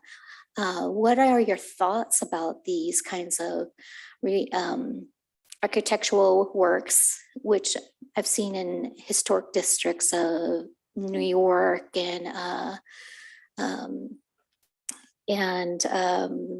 Massachusetts? There's some beautiful areas with great historic value that have grown and maintained past. Tell me a little bit more, and tell me a little bit more about innovative design, cupcake styles. So 2 thoughts here. First, to comment on the hangar. Okay. I know of only 2 places really in the country that have a place to get out of the rain. When you get Florida and California designers coming up here and saying you could do this, they don't know that it's cold in the shade 9 months a year. And the hangar was working just right tonight. Okay, so we got to design for this climate. We got to design for the way people live, not the way they live somewhere else. Okay, so that does mean that not everything can be turned into a courtyard, which is the standard architectural solution. But frankly, I don't want to be looking at mold and wet courtyards when I'm at home. I'd like to have the light. So we need to design with a local sensibility here. The second issue is, what do we do about old buildings? That Joe, you raised that up earlier. I am going to go to a California example there. I lived there 80 to 84, and my favorite place to get a cup of coffee was at the Starbucks in Walnut Square. It was an old 1930s building that they'd made into a courtyard, a complex with courtyards and whatnot. And so the question here is, do we have to tear everything down, or can we build more around it? If we don't need the land for parking, like your Snapdoodle building, do we need to tear that down, or could we add other buildings around it? And that's something you need to be looking at as you move forward, is instead of just leveling everything, is there a way such that we can leave those buildings in place and add others around them and use up some of that old unneeded parking? This is going to be one of the real pioneering areas of real estate for the next 10 years, is looking at these sites and adding buildings to what's already there. There's also an equity issue there. It leaves the current tenants and owners in place frequently. Was that clear, that latter part? It is. One of the things I was awestruck by recently is this unusual idea of the 3 building scenario, where you have a building height to a certain point, and you actually have not just 2 buildings side by side, but you actually have this 3rd building. I understand that innovation has been utilized in environments similar to ours, similar to enhance light, to work with surrounding environment, also to keep with beauty and some charm of community. And so I'm trying to think about innovative ways we can grow by maintaining some charm and character, having light, and working into the future, because as change makers, we're looking at impacting our communities with decisions we make today, 50 to 100 years in the future and beyond. You have an interesting example across the street. When you, on the north side of the hangar, you've got an alley there. It's that kind of stuff that makes cities interesting. You can plan ahead for that kind of stuff, and you can make that part of your plan for an area and say, we want to have this through, or you can give bonuses. There are ways of designing that in, but it's that unexpected discovery that also makes cities interesting. Not everything has to be on the sidewalk. Deputy Mayor. Thank you. Problem with waiting so long to speak is there's been so many new ideas have come to mind, but I'm going to try and keep it focused. I do like the attention to building out to 522, kind of creating more of an opening into the city, Kenmore Village.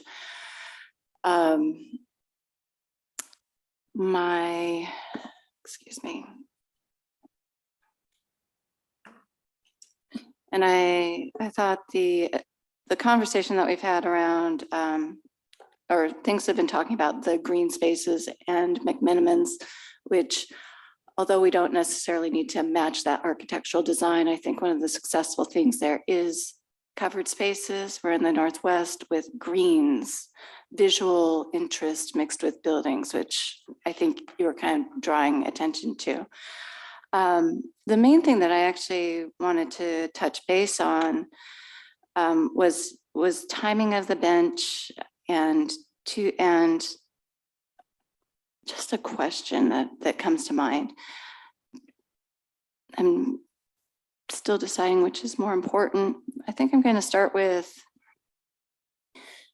when you looked at the bench, one of the things that I think we as a council were considering with the bench was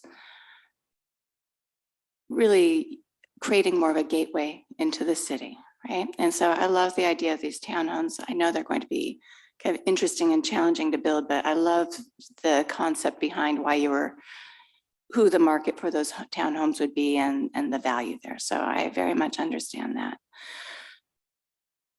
With the potential or likely future development at someday of Lake Point, which I believe last time you were here, we talked about Lake Point. Do you think that would have an impact on the timing of building townhomes there?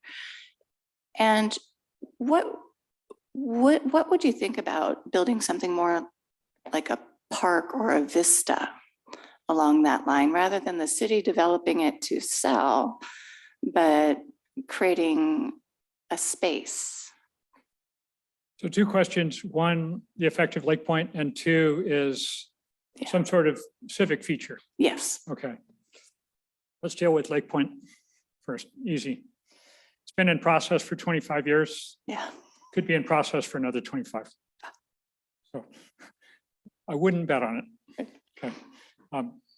I covet the cement plant as a kind of log boom 2 park that would be phenomenal. I think there are ways of making that happen, but the larger thing, it's tough. Now let's deal with the entry issue of Gateway. Question there is what you're trying to accomplish. Bothell eastbound has a much better entry sequence than Kenmore does. And that's courtesy of WashDOT. You know, they were spending money and you can see it. I'm not a big believer in gateway parks because they have a forlorn look to them. The Rotary Club on Bainbridge Island did one, and it always looked so empty, and it was a beautiful grove of trees before. So you might come up with something there, but you could also spend a lot of time and money doing so. And I have to say, you just made me laugh because I totally understand what you just said. I was thinking even like Victor Steinbrook Park, right? Downtown, that's being completely remodeled. But I also think about a gateway park there. People wouldn't go there, just be driven by. It's too hard to get to unless people got off their bikes from the trail to walk up, unless there is something to anchor and create something there. So I feel much stronger about that townhome concept, even just kind of really thinking about the logic of what could potentially be there. So thank you. Melanie, here's a quick thought for you. If you did end up tearing down the Cozy Inn and it was some kind of structure, maybe you could do rotating art exhibits for a while or something else. You know, something creative and shows you're a little different. Well, thank you. I've really enjoyed this presentation. I just want to share that with you. I like a lot of the concepts that you presented, and also that chassis for walkability, really talking about the true expense of parking and the impact on our development. If we put parking first, we're not going to get the walkability that we're looking for. And I actually liked our mayor's question about what does it look like when we have townhouses? And I do see that you can have variation and interest because, you know, to make this beautiful and walkable, I'm just making a statement how I didn't mean to go here. Greens, trees, plants, life. This is a over-concreted area, too much parking, a lot of wasted space. That's why I really like that, thinking about how do we remake 522, the face of 522? How do we make that improve it anyway? So anyway, I just want to thank you, but I do think bringing more greens was something that I don't know if it was intended, but all I can see is how do we find ways to encourage more green while we're developing and increasing our density. So thank you. Any other questions? All right, well, not seeing any further questions. I think you've given us a lot to think about. I appreciate the presentation. You're welcome. It's fun to work here. Thanks so much. Next on the agenda, Development Services upcoming building code updates presented by Development Services Director Samantha Loyuk, Building Official Tom Phillips, and Building Plans Examiner and Inspector Lucas Lisowski.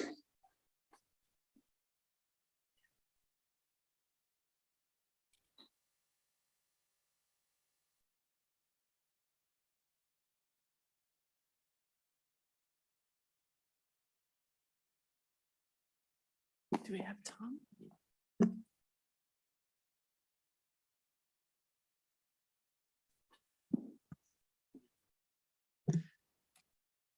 You need to make sure you turn on your mic. Sorry. Good evening. Good evening. I think we're waiting for Tom is on. Lucas, will you speak into your mic one more time? Can you hear me? You just need to move it a little bit closer, I think. Can you hear me now? Yeah, there we go. Good evening, council. Thank you for the opportunity to present. We're switching gears a little bit here to talk about the 2021 construction codes. And so I'm Samantha Loyuk, Development Services Director.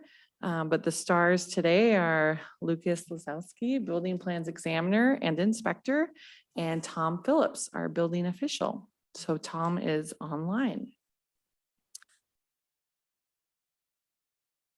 So this evening for our agenda, this is really meant to supplement the memo that was dated March 8th. And so that memo steps through the background of and describes upcoming code changes, how it relates to the climate action plan, potential amendments, energy credits, and then at the end, we're requesting some very specific direction so that we can prepare a draft ordinance and come back to you.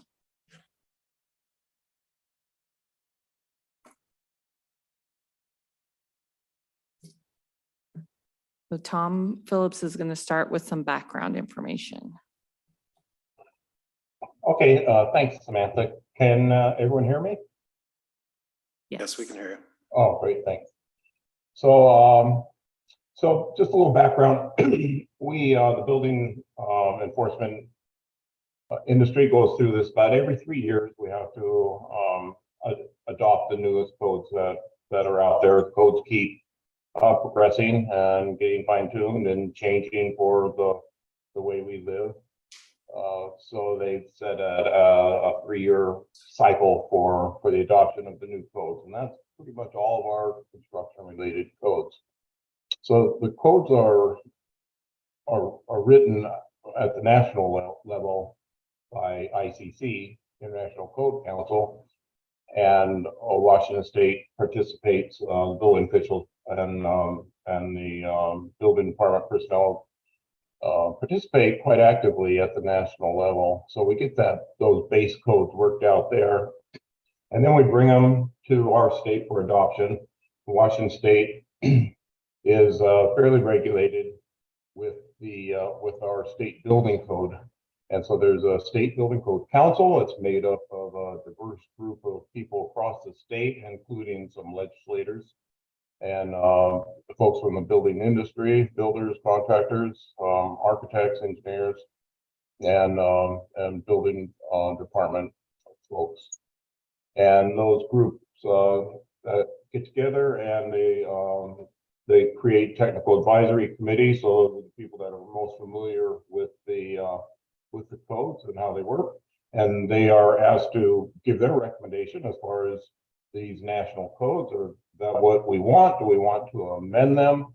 And then they go through all the codes and give a final recommendation to the State Building Code Council.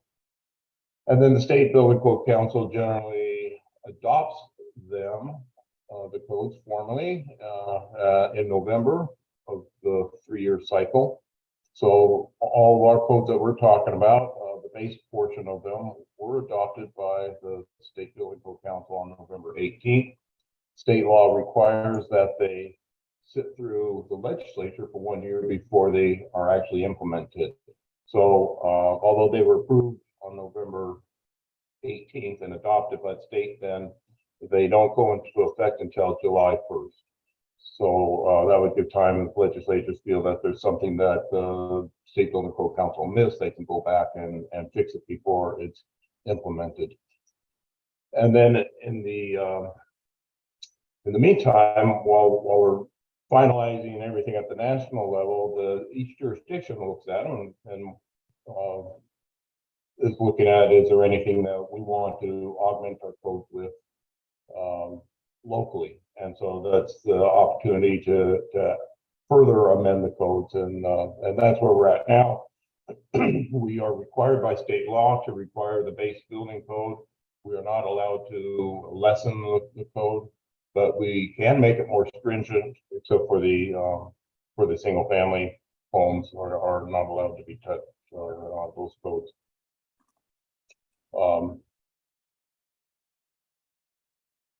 So that's where we're at. And Lucas will take the next section. Good evening, Council. My name is Lucas Lisowski. I'm your building inspector, plans examiner.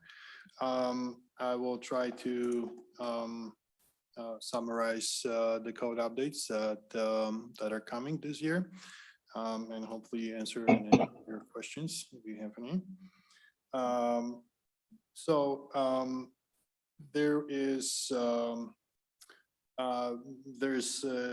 There's new code that is being that is mandatory code now for the state. It's the Wildlife Urban Interface Code. It's an updated code corrected for this edition of codes. It regulates exterior coverings of buildings, roofs, sidings, decks.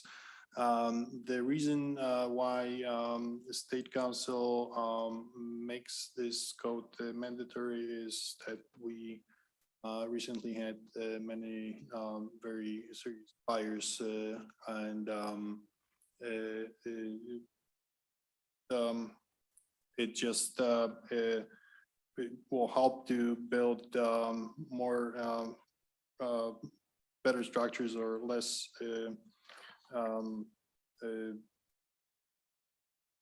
mission. It will be just apply better building techniques. So you know, some houses will, and buildings in general, will be better prepared for those wildlife fires. Also, this code will allow better access to the properties for fire trucks, will regulate water supplies, and this is pretty new code. I will attend training this week to get some better understanding of the provisions of that code. The building codes will get updated. IBC, the main code, also IRC regulating residential construction.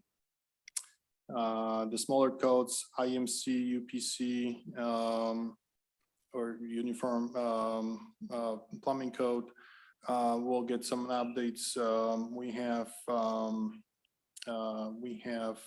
from the more significant changes, we'll have updated accessibility codes, which call for larger restroom areas. It will also be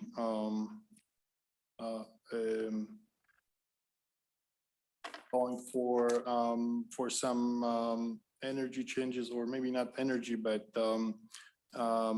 requiring garages and carports to have EV charging stations included at all new construction, new buildings, new construction.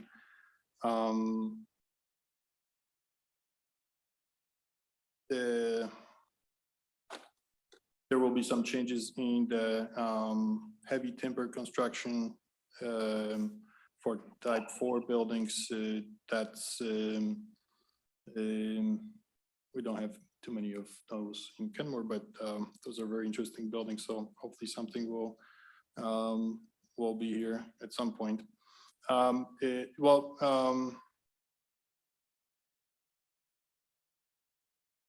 We have also updates for fire codes, but we had recently met with the Northshore Fire Department, fire marshals, and they didn't really have much any significant changes to be post. We'll be in contact with them. Those changes are not yet finished, so we expect some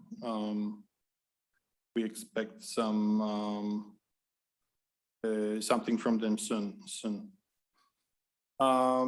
More significant changes were proposed for energy codes. There's 2 energy codes in the state of Washington, a residential code and a commercial code. Residential applies to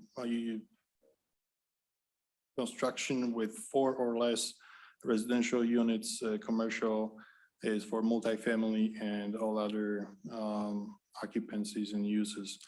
From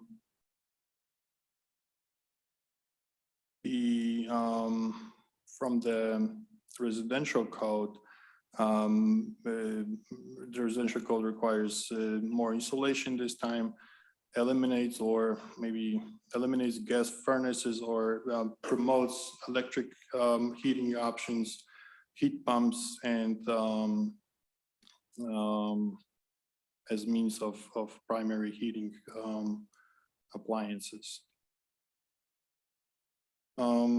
We also have construction administrative codes updates. This is typically, it's called Chapter 1 for in IBC and IRC codes. We have our own chapter, administrative chapter in Kenmore, that's Chapter 1530. And we had a couple of items that we proposed, and I think those are in your punchline for this memo on the first page, and those are item 1 and 2. So this is something we propose to be changed. Those are the it is proposed to change the or required all residential construction to be completed on the exterior, outside of the construction to be completed within the first 2 years of the permit. So typically building permits are allowed for 2 years for residential construction, and we propose to make this a required item to be the exterior to be finished. So it doesn't create any nuisance and for the neighborhood. And also we would like to propose to change the larger projects, the multifamily projects and commercial projects, from the permits to be changed from 2 years to 3 years, to allow more time for the contractors and builders to finish their projects without extending them. The last item on the list would be Kenmore Property Maintenance Code, but this will be a separate presentation. I believe it was presented once already, and we are getting feedback from the community on some of those things. Thanks, Lucas. So the Climate Action Plan was approved last May unanimously by the City Council. And so these code changes that are upcoming, many of them focus on climate action focus areas. So there are 5 in our Climate Action Plan, or the CAP as we call it. And the changes that are mandatory actually focus on buildings and energy and consumption and materials management. And in a letter that was sent from Kenmore as part of the King County Cities Climate Collaboration, or K4C.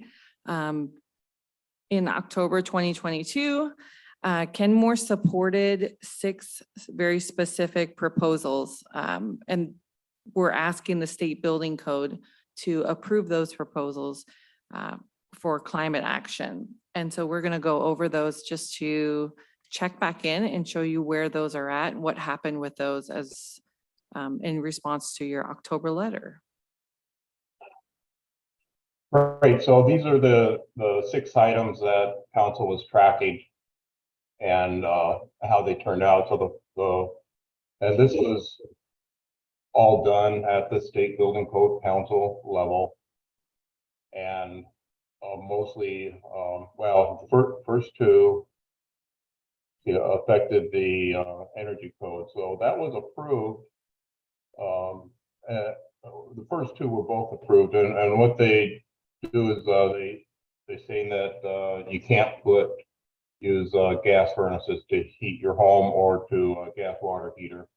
The original proposal that you were tracking just said that you had to have an electric heat pump for space heating and electric heat pump for water heating.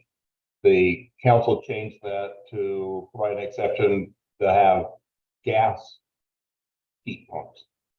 I'm not familiar with those, but apparently they're very good, efficient. They have a low combustion rate, so they don't put off much in the way of greenhouse gases. So the gas furnaces, though, are just no longer allowed. Item 3 is the construction and demolition material management. And so that was initiated through King County Solid Waste because they're running out of space in their landfills. And plus they just want to promote the recycling of material. So that was approved. It's approved as an appendix, so it's optional for the council to adopt that one. So that's one of the questions we'll be asking is, do you want to adopt the appendix that would require the builders to better track their material and account for it? So they would have to, before they get the building permit, provide a recycling and a salvage plan in order to get the permit to show how they're going to collect the construction debris and then where they're going to take it.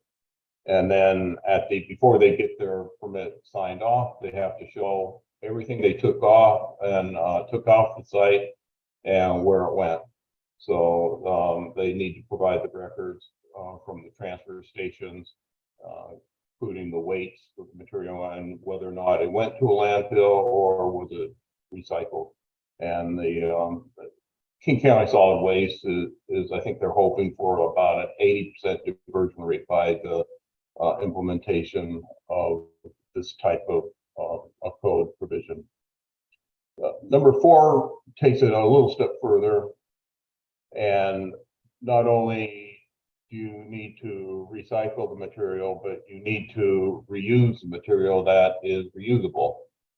So you can't just go in with a big bulldozer and knock down a building. You have to disassemble it or deconstruct the building to salvage those beams and other types of lumber and other types of material that can be reused. And then 5 is kind of a follow-up on that because let's say you have a wood frame building that you're dismantling now.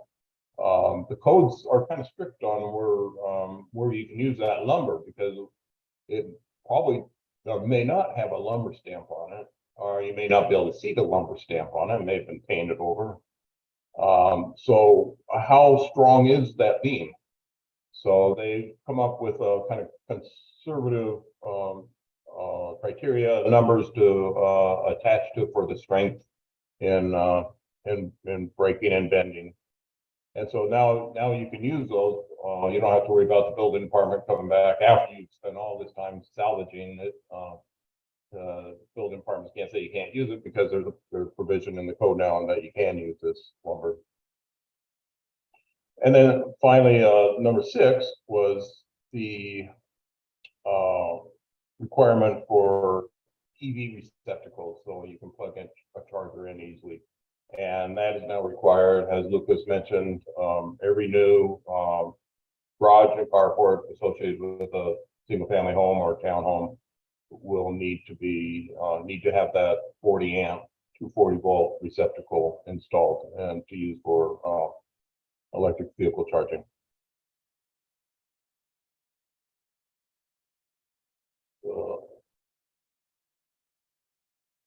And I'm doing this one amendment. So I touched on it a little earlier. We can make local amendments. They generally, they can't not be less stringent than the state adopted codes. But if it's a residential single family, and they define that as 4 units or less, they can't touch them at all. So it's a minimum and the maximum for the code. There's no flexibility there. We do have our amendments for commercial buildings and multifamily buildings. So that's larger than 5 units.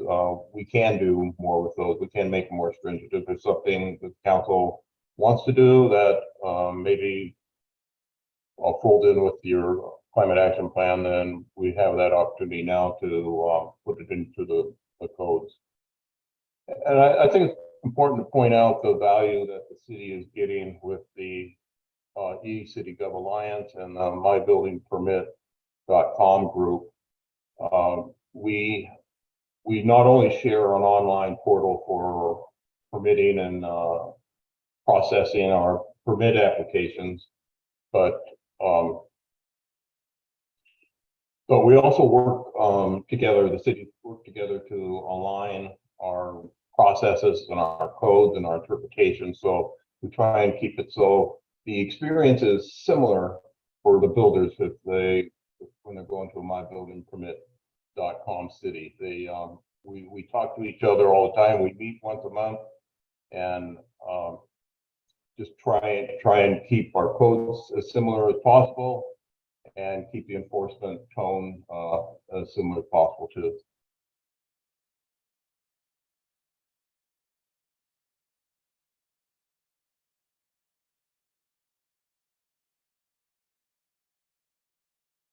And Lucas is going to touch on explain how the energy credits work. So to go a little deeper into the energy side, the energy code, the residential energy code, application of the code. In the Appendix A, there was prepared that to show how the code, how the energy credits are being applied to residential buildings, and then to compare that to older editions of the codes. So every residential building, when it goes through the plan review step, it goes through, it needs to show compliance with the code. So there's a baseline or some basic requirements for every building. And you can see that in the first table for climate zone 5 or marine 4. We are in marine 4. This shows the newest code requirements for fenestration, meaning windows, all glass doors, and this is the same as it was. Then skylights, the new ceiling insulation was changed from R49 to R60, or is proposed to be changed in July. And then the exterior walls will be better insulated, or would need to be better insulated for the for the building to comply with the codes. So this is sort of like a starting point for each building. In addition to that, the developers have to present that the building's design is energy efficient. And they have to show, depending on the size of the building, they have to show certain number of credits or points that they select from the tables that we included below. So typically in Kenmore, I see, I review buildings which would fall in the medium dwelling unit category. This time the requirement is 5 points. So those units are between 1,500 and 5,000 square feet. Some smaller townhomes, the condominiums that are being built right now may be a little smaller, but most of the buildings will be the medium dwelling unit. And those require 5 credits. So the builders have an option to select 1 credit for each of those categories. And if you look at the table below, they can increase the insulation values for the building envelope, for the exterior walls, ceilings, floors. So they can gain a credit or half a point, have a credit for that. And then they can choose from all of those categories, no more than 1 from each, to get total of 5, minimum 5 points. So this is the way they can comply with the code. Mostly under 2018 codes, I've seen better insulation being probably one of the most popular. Tighter homes, that's the section 2, air leakage. The reduction was typically to 3 air changes. And heat pumps, most builders go with heat pumps, and some of them use also option to get credits for ductwork being within the building envelope, or ductless heat pumps with cassettes in each bedroom or main room in the house. But as you see, there's more options. So the total of 5 is the minimum. Compared to the older home and older codes, and the reason why we went back to 2012 to show the difference is that in 2009, the state of Washington approved a plan to improve the building efficiency by 70% by year 2031. So they approved it in 2009, and then it was supposed to be, the energy codes were supposed to be implemented by 2012-13 edition of the code and continue to 2031. So here we included a table with 2012 compared to 2021 edition of codes as a baseline, that minimum requirement. But also you can see the number of credits that has changed. And I think even more important is what the credits are for. So the credits now under 2021 code will be much more difficult to get. So it used to be for medium dwelling unit, it used to be 1.5 of very easily easily selectable credits. to 5 points right now, which are much more difficult. That shows how much the state increases the regulations and it goes into or targets the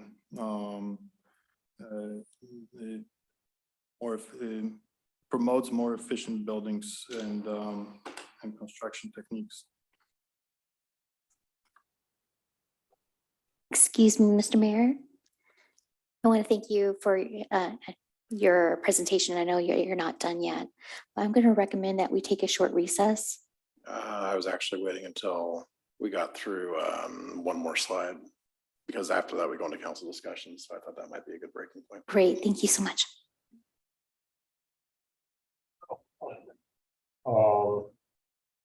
Should I proceed on with the last slide then?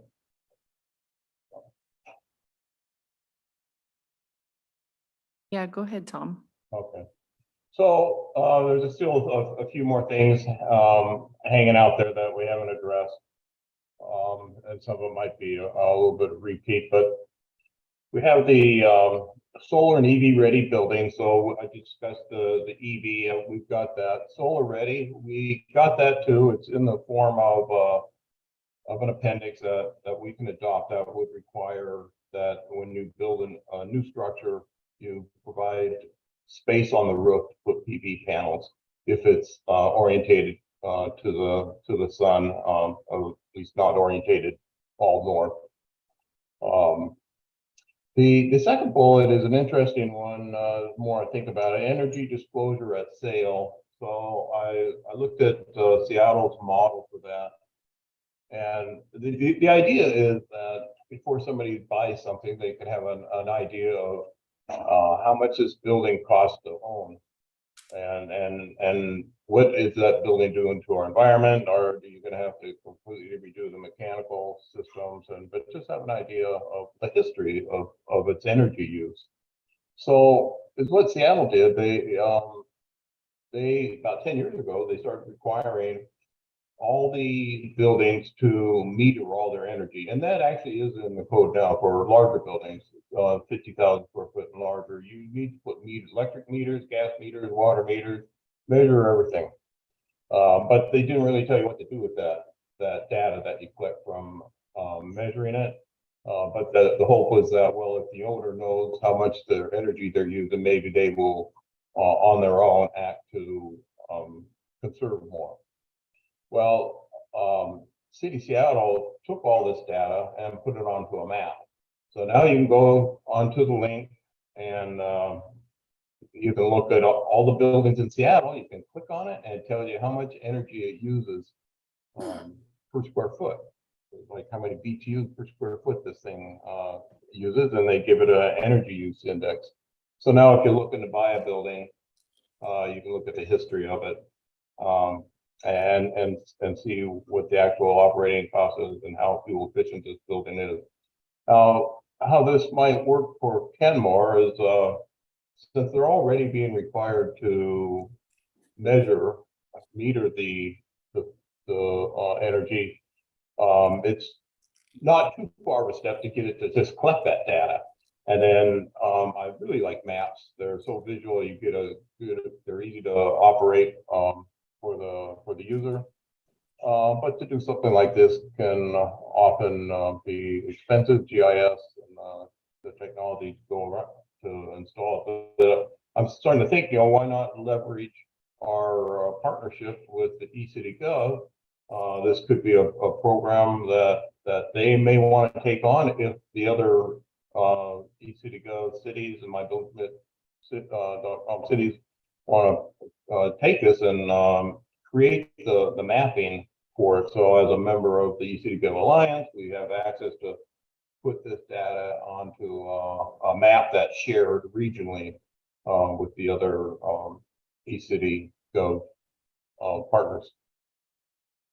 And then the final bullet I mentioned about the construction, demolition, and requirements to recycle as much of that as possible. But the last part of that is the sourcing. And King County, their policy is to, for their King County owned buildings, that when they go into the, when they build a building, they put it in the construction documents of what materials can go into. They limit the amount of material that cannot be recycled or reused. And that's something that Kenmore can consider doing, maybe copying the King County model for that. And so then kind of putting your money where your mouth is. The government, Kenmore's own buildings are setting standard, an example for the rest of the industry. And finally, so the impacts of all these, which is the next slide, is yeah, the environment, community, staff. So of course the impact, we think to most of these codes are good. It's good for the citizens. It's good for the environment. It's good for the community. I would say one part of the community that that always kind of feels left out during these code updates is the building construction industry. There is an impact from them, and I know they. I saw a copy of a letter that the master builder sent out to each of the council members, expressing their view of the impact that the new codes will have on them, and quite frankly, will have a somewhat of an impact on staff. Or if we try to do all these, or to do them to their maximum potential, things like solar roof ready, to have to now do an extra review for every new building that comes in, is maybe a good thing to do and the right thing to do, but somebody's got to do it. And we have a small staff, so we need to think of you know, who's going to do it and how will that work. Same with the construction, demolition, materials. It takes a little extra time for each of these projects that will be spent on those items. And I will turn it back over to Sam. Now a good time to break. Yeah, unless there's any objections, we'll take a 10-minute recess.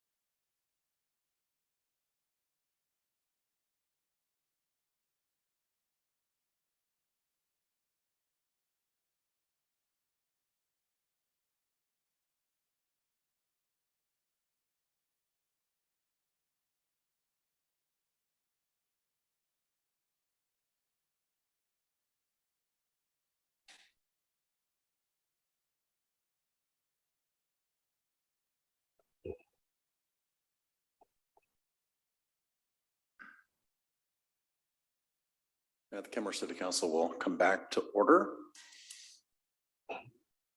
And it looks like we dropped off right about the time for questions for staff. Is that correct? That's right. All right. Questions?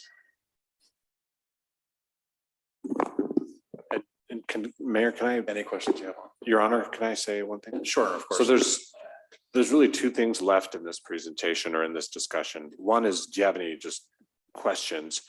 But then we'd like you to go through those main questions that are in the memo and give us direction on each one of those. That's why I thought it'd be good to take a break right now before we dive into that long discussion. So do you have any questions on what you just heard? Ask those now. And then after that, we'll go into it question by question.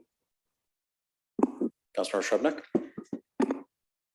Yeah, I'm trying to think of where it is in the presentation, but most of the things, I guess, an overarching question I have for the K4C things that were approved or approved with exceptions by the SBCC, are those for commercial and residential or just one or the other? So that's my overarching question on those. And then I think later there's a slide about the whatabouts and yeah, so same question for those. Yeah, those, so the K4C follow-up is mostly residential. They're the construction and demolition material can apply. You can have the appendix for the building code and the residential code. But yeah, the rest of them are all residential. So, and again, just to clarify, so things like heat pump, space heating, heat pump, water heating are not applied to commercial and multifamily? Or they are also and residential? That's, I'm just trying to figure out what do these apply to? Yeah, it's a good question. I'm not clear on where they're at on the commercial side of it. We were focusing on the residential.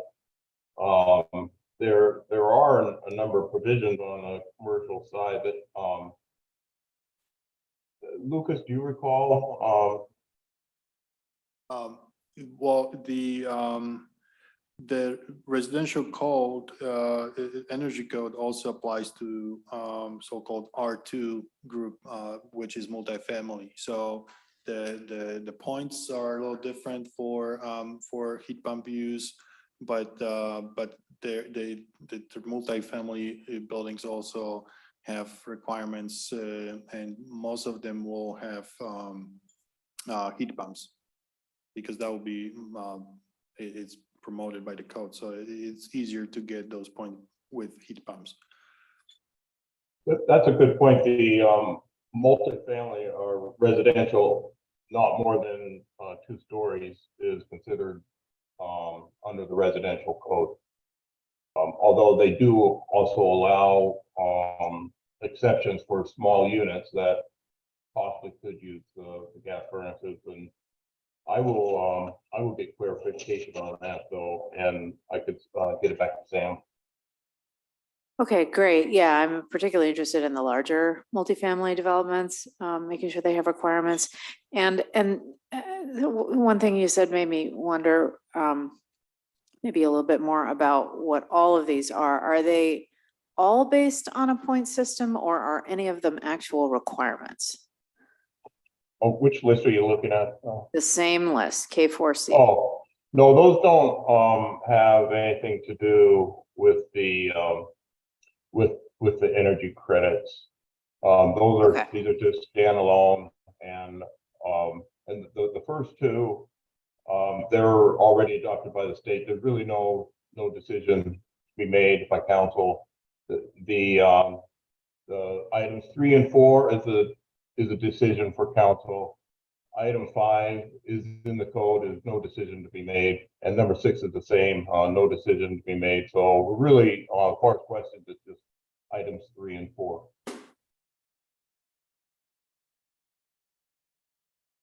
Councilmember Baker. Yes. One of our highest priorities, I think the highest priority we have, is affordable housing. And I know one of the regulations we've passed this year has caused one large multifamily developer to back out of a project. And I'm wondering, implementation of this, what will this do to multifamily developers? I'm hearing it's going to be putting a strain on them financially. It may not be feasible to build some once if we implement all of these. That's your suggestion. Can you tell me anything about that? Well, I know, I've been involved with the energy code for 30 years, and so we go through this every time. Every time you pass a code that requires additional costs, there's going to be pushback. And as Lucas pointed out earlier, the state is by state law on an upward trend to improve conservation back to the levels of I think it's 70% reduction from the 2006. So by state law, there's going to be changes, and there's going to be some bumps, and it's going to some builders particularly are going to be impacted on that. I think the best we can do is mitigate the impact. The builders don't like extra costs, but what they don't like even worse is unpredictability. So if we can have the codes clear and get the reviews done in a timely manner, a predictable manner, much like the previous presenter mentioned, that will mitigate a lot of this. And I don't see the expenses are being all that hard. I mean, it's maybe in the 5 to 10% range. That's just a off the hip number I'm throwing out, but also impacts to people that want a gas furnace. They're not going to get at the gas furnace. In the end, they'll be just as comfortable, but it's just a matter of getting used to not having it and using more efficient equipment. In talking with colleagues from other cities, I'm hearing that this could potentially add $30,000 to $40,000 to the price of a home. Yeah, I don't know. I think that's what that. If you haven't seen the letter from the master builders, sure, that doesn't surprise me. To clarify, the letter from Master Builders said that it's estimated that it would increase the price of a new home. It says the mandatory construction code changes will add an estimated $14,150 to the price of a new home. Is that including the EV plumbed in for the EV charging stations, for solar panels and the other things that we're suggesting here? Well, the solar panels won't be an impact because that's an optional. It's solar ready. So when they build it, that's very inexpensive and it's a real smart thing to do. Just keep the plumbing vents out the middle of your roof. That's really all they're asking to do. Just save an area up there that you can put solar panels in there. The EV station, that's maybe $1,000 to $1,500 to put a electric chargers receptacle in there. The way changes are happening in the electronics industry, the changes that we're doing today by plumbing in for solar panels, is that going to change in future years and this will be obsolete the way we've wired it in, or do we know? No, I don't think so, because we're just, the main thing is that we're leaving space so they can put the panels up there without having to reroute the plumbing. And yeah, I'm sure the technology's going to continue to evolve and change. But this is just a matter of just taking a second to think about where your plumbing vents and mechanical vents are going to be and route them into a place that is going to be out of the way, instead of just putting up where it's most convenient at the time, spend an extra 5, 10, 20 minutes and put it out of the way so it won't interfere with the solar panels.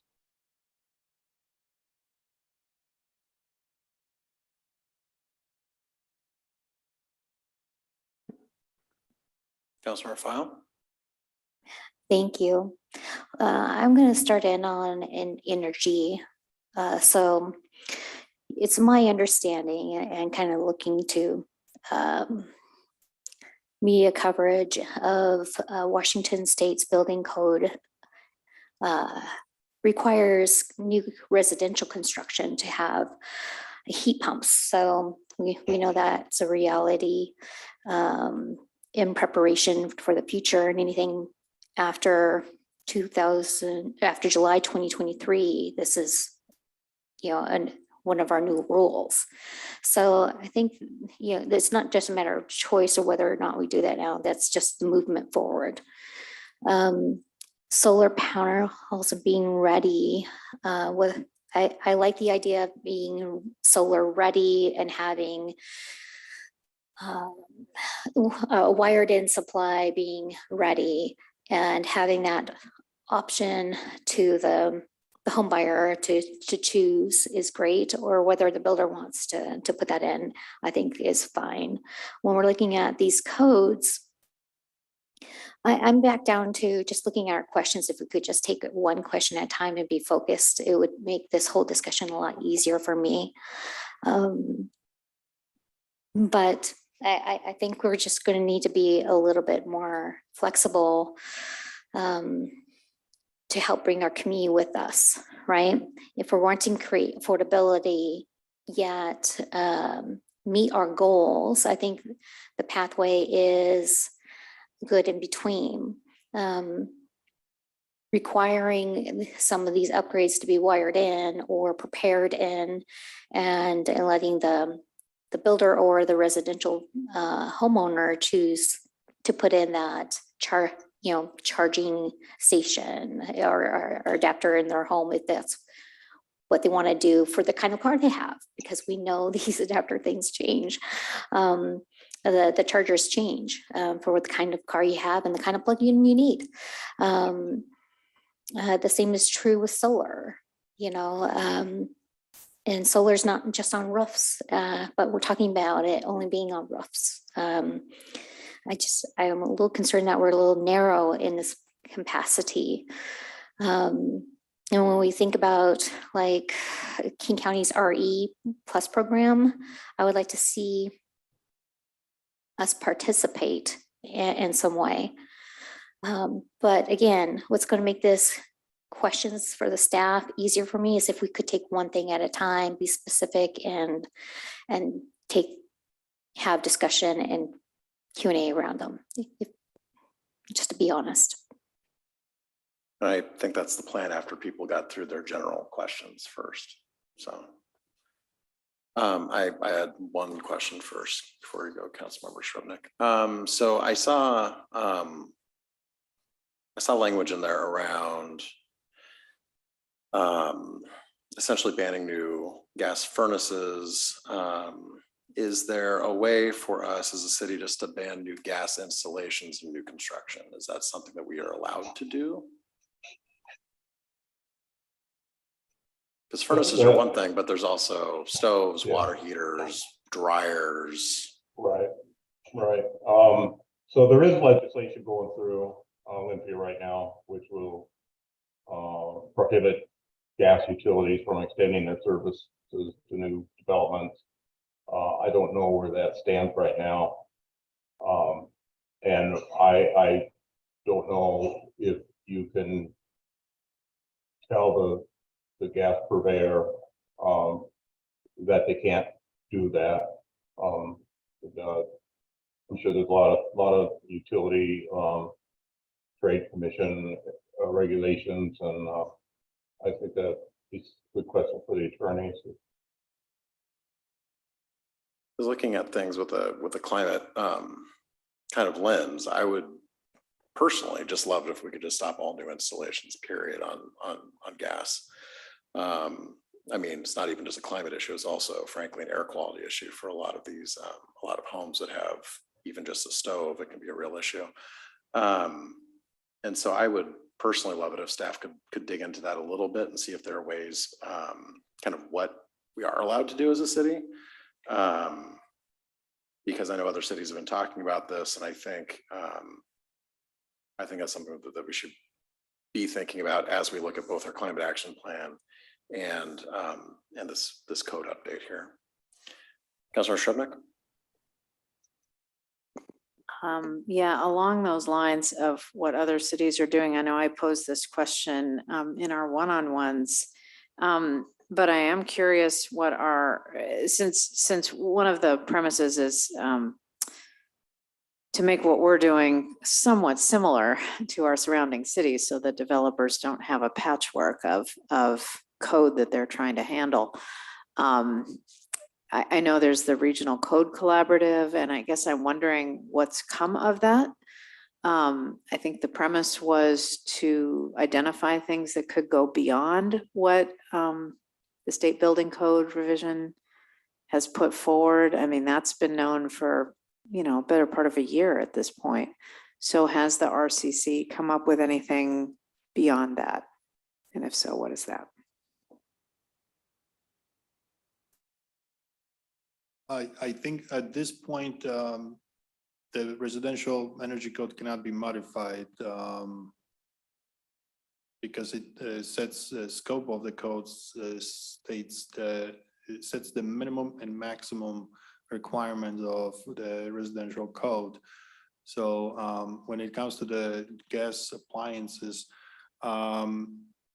it requires the primary heat to be non-gas appliance, meaning that the mechanical contractor needs to install a heat pump, and if the gas is provided in any way, that would need to be just secondary auxiliary heat, only under 35 degrees Fahrenheit outside. And they install a lock on the equipment that the furnace cannot turn on after or above that temperature. At least at this point. It was proposed, but it was rejected by SBCC. So when it comes to other appliances, I see many heat pump water heaters being proposed now. They are worth 2 points, so it's good. It's easy 2 points for the builders. So I see most water heaters for new constructions are heat pump type water heaters, electric. So they eliminated that part already.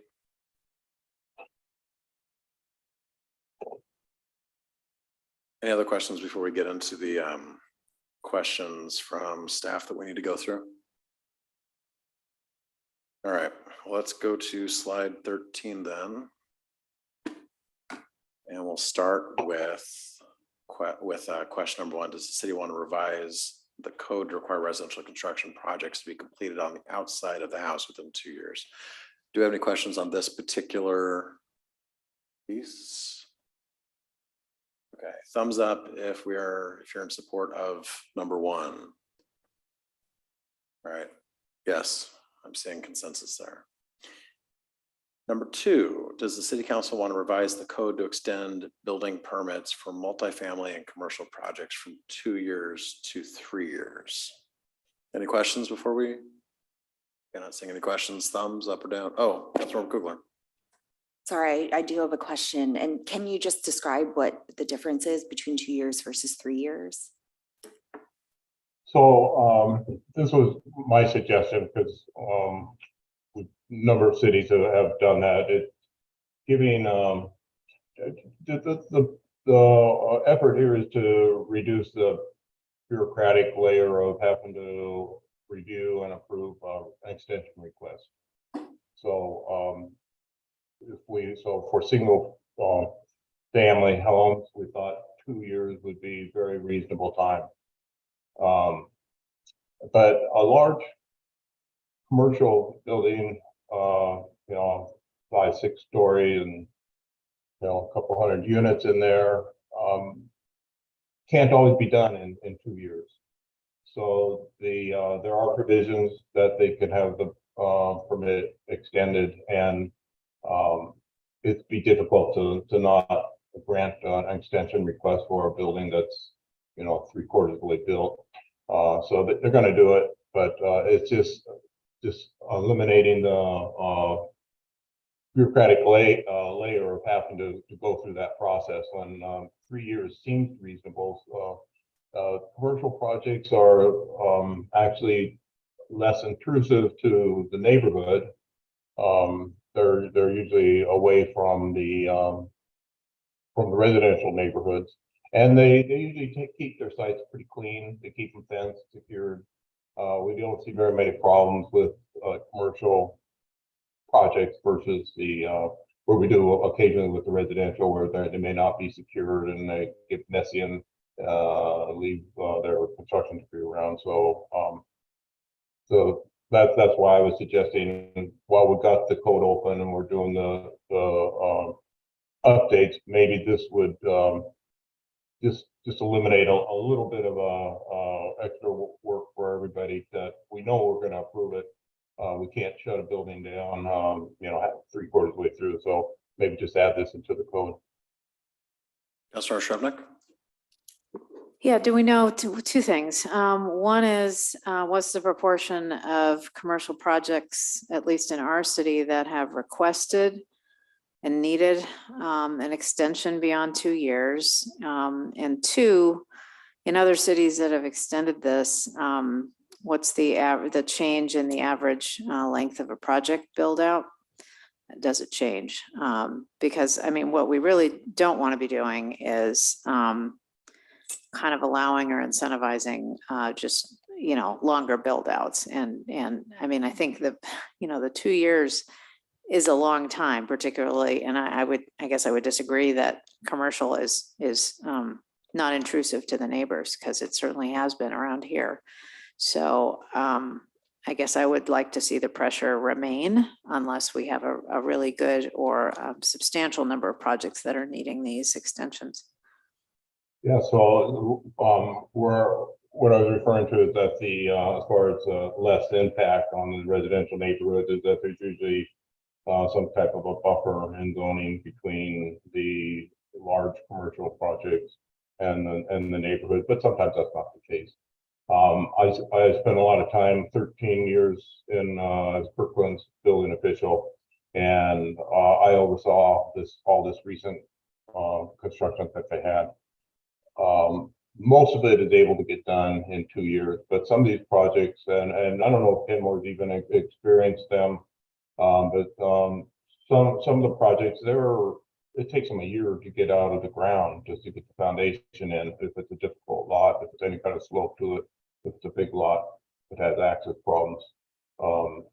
So it's really intended for the larger projects, and I suppose there's not a high demand for this because we just don't have that larger construction. So if there's concern with the council, this would be easy just to stay with the 2 years, and then in the future, if the need ever arises, then we revisit it.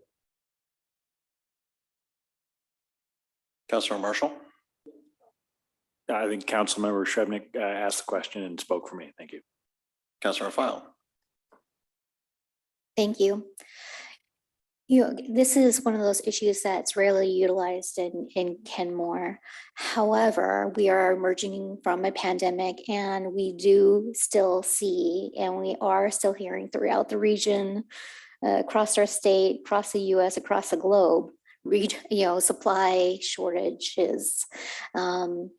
And while we continue to emerge from the pandemic, I think this is going to be still something that we're all working through together. I'd be willing to consider this and think that maybe in the future we come back and revise it. I mean, that's always a possibility, but I think we also have to get out of our way a little bit. If we want to have a pathway to creating affordable home ownership, affordable living for families, we need to get out of our way. And we need to create that pathway for Kenmore. And so I'm thinking this would be, a good way to go. Any other questions on number 2? All right, thumbs up, thumbs down on number 2. Yeah, I'm seeing 4 up.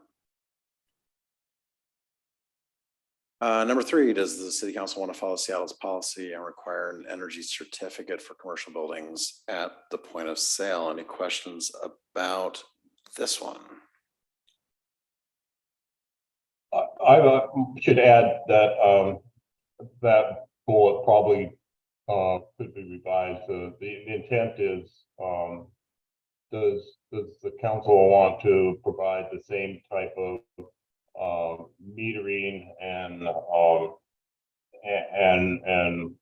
data available to the general public for any building if they might, particularly if they're interested in buying it. So it really follows the scenario I was talking about where the larger buildings will meter their energy use, and then that data will go into well, I think a map would be the easiest way, looking at what Seattle did, but some way that the public, and particularly a potential owner or buyer, could look and see the energy usage of that building. This would be a heavy lift, but it could pay off. The rewards could be well worth it. It's not going to be done quickly, particularly if we investigate working with the eCityGov Alliance and making it a regional project. Councilor Shrubnik? Yeah, 2 questions. Can you clarify Seattle's ordinance, I think, is only on certain size commercial buildings? So that's the first question. And I thought I heard you say at some point during the presentation that commercial buildings are already required to report this data somewhere, and it's only a matter of making it available to the public, or maybe I misunderstood that. Yeah, right now, every building over 50,000 square foot in conditioned space is required to meter all their energy, but they're not required to report it. So what Seattle did is that first they lowered that threshold from 50,000 square feet to 20,000, and which is what state's going there eventually. Though I think by 2026, 2028, the state will be on the 20,000 threshold. But Seattle's there now, and they took the step further that, okay, you are required to collect the data, and you did it. Well, let's just take the next logical step and let's make that data available. Any other questions? Deputy Mayor? Councilmember Shrubnik, I think, covered most of it. So what would be is there a sense of the cost to the people, the builders, to share that information? So it would be the owners. The owners, the yeah. Cost, yeah.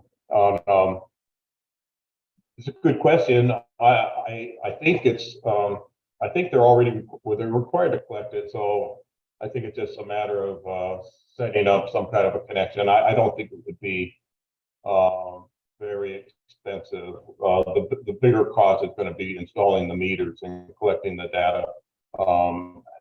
Setting up a process, I could see where, every meter might cost $1 for computer equipment and internet connection. But I'm guessing at those numbers, but something I'd just like to follow up on. I'm curious myself to see what those costs are. So am I to understand that the cost would be in the installation of the meters? And so the upfront cost would be expensive to the owners, and then like the ongoing would be less? I'm just trying to understand. Well, that's my guess, is that the bigger cost in the installation of the meters. Normally, they're adding electrical meters to where they normally wouldn't. So that requires rerouting your electrical differently. their gas lines would have to be routed differently to make sure everything's being captured by a meter first. And some of it's sub-metered. And so you have a main meter. Now you're adding little meters throughout your building. And it's my understanding these meters are already pretty smart. But how do you get them to get that data out? They've already collected it. So I would almost think if it's going to a data computer, it should be pretty simple to make a connection, probably just an internet connection to some type of an online application that similar to what Seattle did.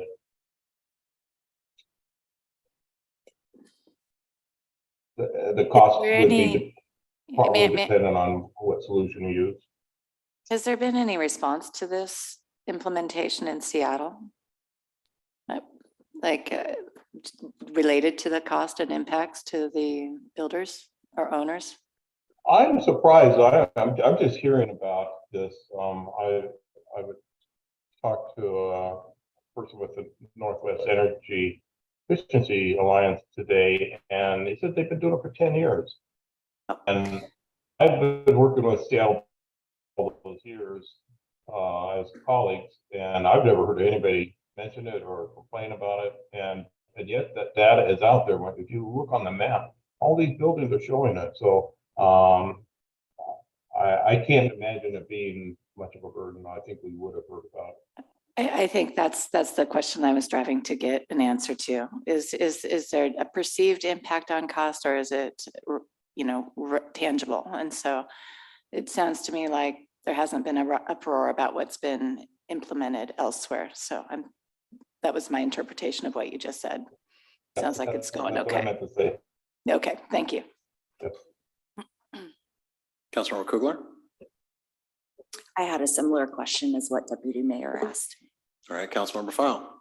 Yes, I'm just wondering about the trackability. So if you have something like this, beyond a data list somewhere at City Hall, are we tracking that, or would we be tracking that growth with like a spot map, something that we can see that's a visually tangible, that we can share with community even,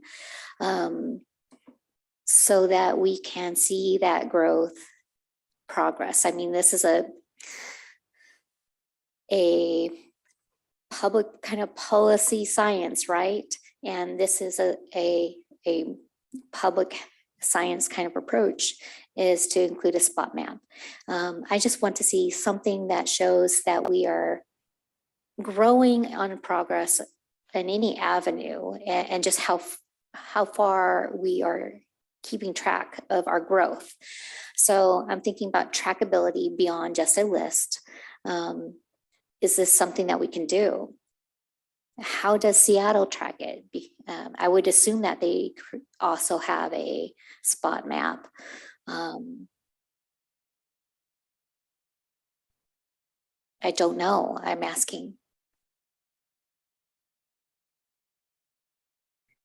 That would probably require a additional map, like similar to GIS maps, to track all those data, all the data. We don't have anything like that right now, so we'll probably have to build a database. Then a simpler approach is usually placing a dot on a map at a business site, without the super complicated, forming of a complicated program, right? I mean, we know that looking at public health and how we record science, all we have to do is go back and think about Jon Snow, right? So I just want to make sure we are going to be tracking our progress and growth with some sort of map that is backed by the evidence, the science, and collection of data if we do this. So what's the plan? What's the game plan? Yeah, I don't think Seattle actually tracking it. They do show, you can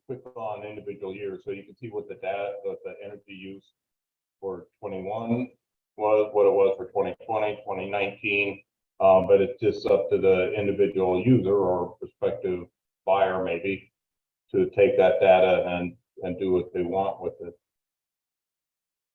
And I think Tom's response is very specific to the energy that we're talking about. So number 3, it sounds like you're talking more about like a growth map for where all the new dwellings are going. Okay.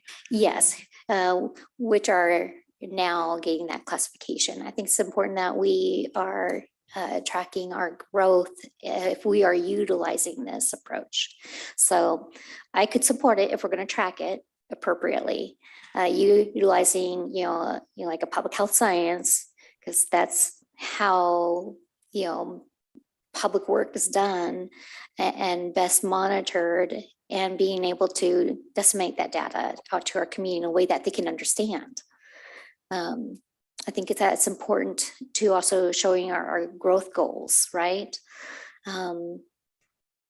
Otherwise, it's just a laundry list, Yeah. right? So it sounds like number 3, you would be able to have the data in a map form and then be able to compare it. Sounds like that's what Tom is saying, but it is specific to seeing how much energy is consumed. And so you could see that over time.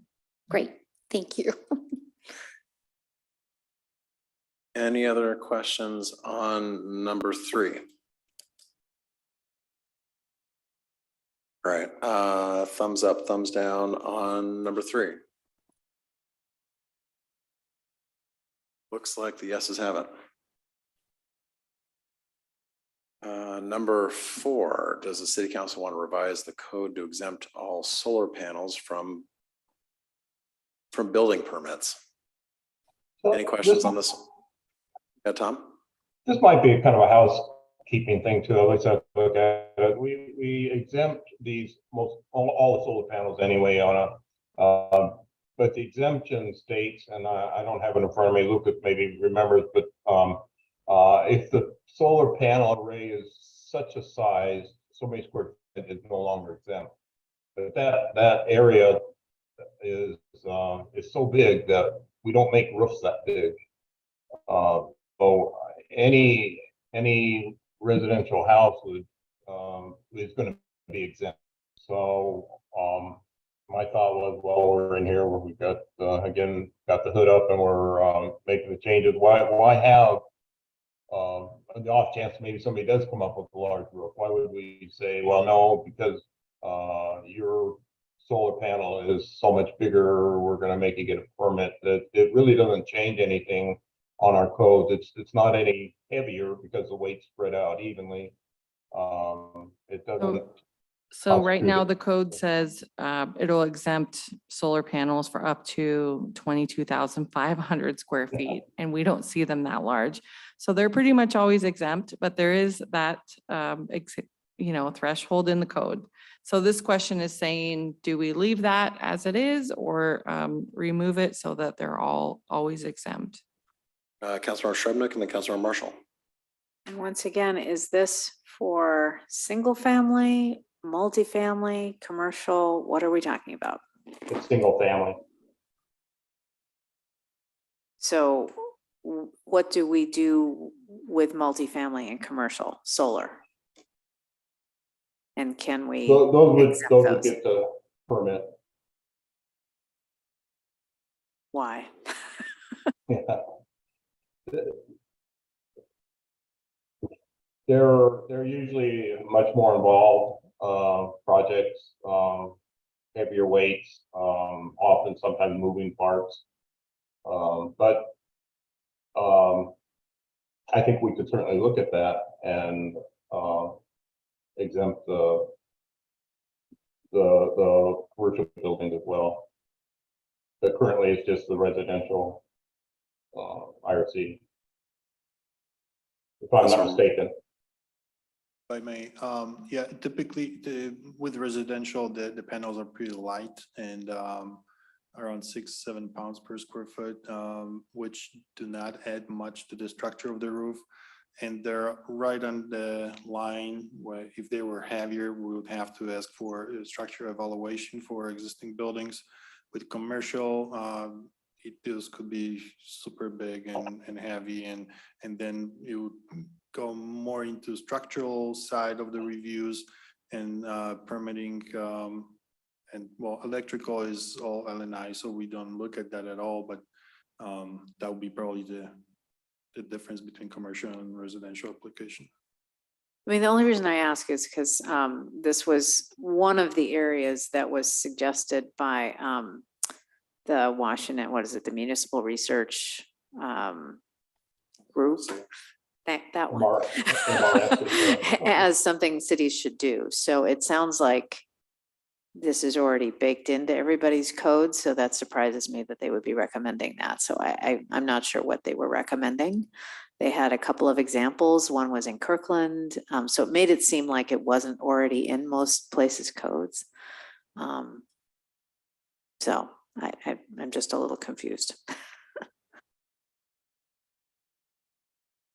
Councilor Marshall? Can somebody give me a visual on the 22,500 square feet, roughly, like maybe this room or something I can visualize? We probably, well, 150 feet by 150 feet, that's pretty good size.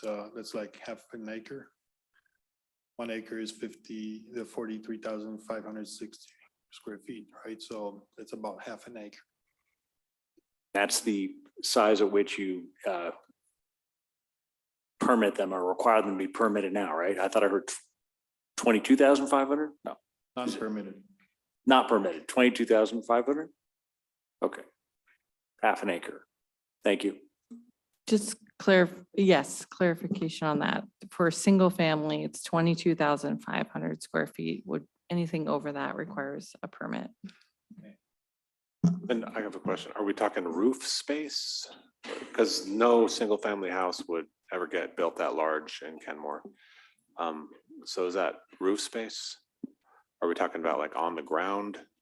Typically it'd be on the roof, yeah. And that's what, when I was looking at the codes and I saw that, I said, why is this here? It's kind of a silly provision to have because we're never gonna have a roof that big. Well, so can the council go ahead and include commercial in that exemption?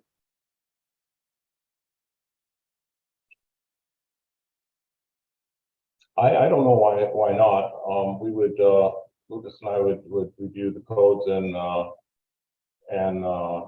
see if anybody's doing that or see if there's any problems with doing that. But if we could even, well, there's certain criteria it has to meet, and the panels can't be over, I think, 4 pounds or 5 pounds per square foot. So if they're already light, I think that's something we could look at and give a recommendation on our next meeting. Deputy Mayor? Just for more, half an acre is kind of a big space for me to imagine, but I'm just curious, how big is this building? How many square feet would the roof of this building be?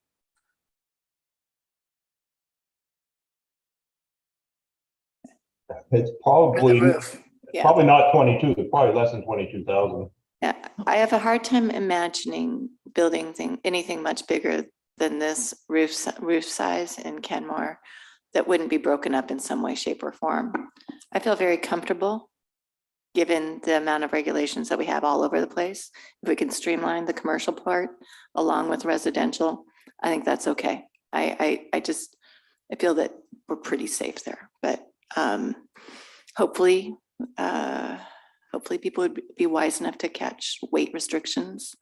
But I'm just thinking both would be good right now. If we're gonna eliminate it,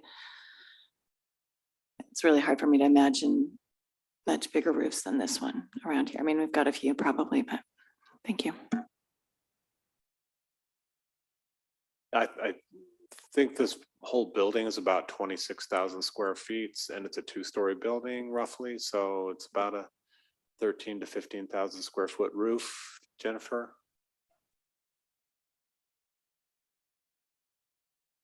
Oh. Yeah, and then there's a big portion where there's nothing above. I think this doesn't have anything above it.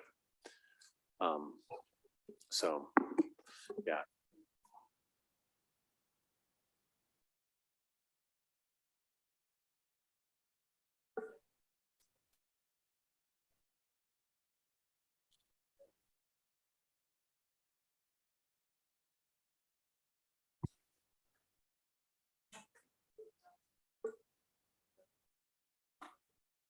Can I ask that these questions and answers be recorded via microphone for the sake of the recording, please?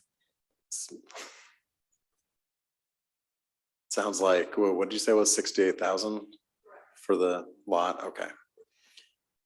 I personally would be fine, fixing this issue that Tom has found, but frankly, also maybe not getting rid of building permits for larger ones, but I'd be fine, frankly, as a city that's trying to lead on climate action, just waiving building permits for the solar installations of frankly any size, and us making up for that somewhere else. Because I think if we want to be serious about this, that's one way where we could make it a lot easier for people to make the decision to go that route. Councilmember File. Thank you. I think that the importance of solar power panels and solar energy, green renewable energy, is really important to our microgrid and bringing families into the future. So when I'm thinking about a complete exemption for solar panels, I'm also thinking about what does that mean? I'm thinking risk management. And I'm assuming, and I don't want to make an assumption that these solar panels would be always placed in appropriately.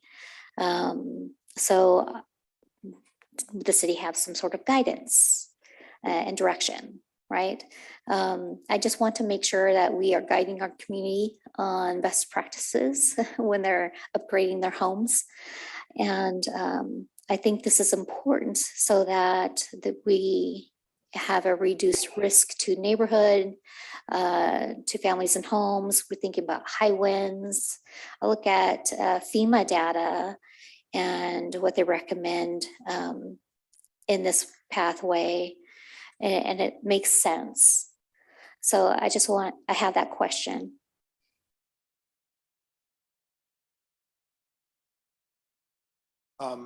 So you mean something like a guideline for installation of those panels?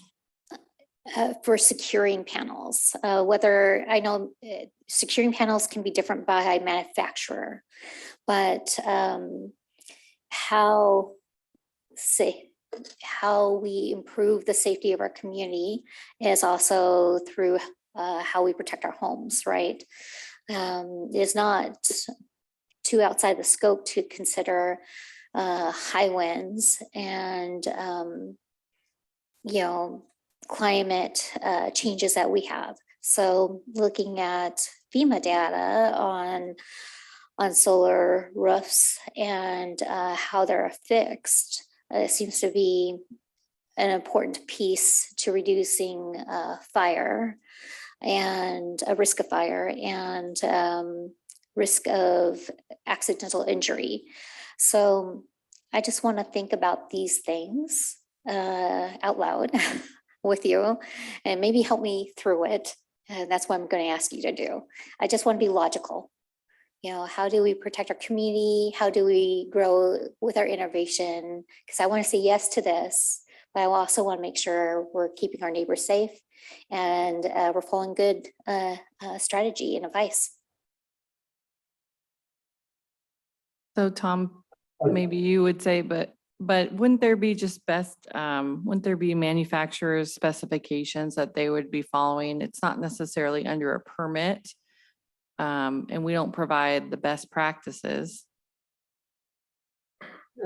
There's specific installation instructions. These are listed equipment like Ryder Laboratories, and it's the whole installation is a listed, approved assembly. But there's no guarantee it gets installed that way if there's no inspections. So are you thinking more on the commercial side or just commercial and residential? I'm thinking commercial and residential. More and more homeowners can place these in themselves, which is great. They're simple enough to do. Yet, FEMA's data is clear that there are some risks associated with, wiring and technology and fire risk reduction, depending on how something's installed or affixed. Affixed helps ensure that you're not going to have an issue apparently. So that's my only worry.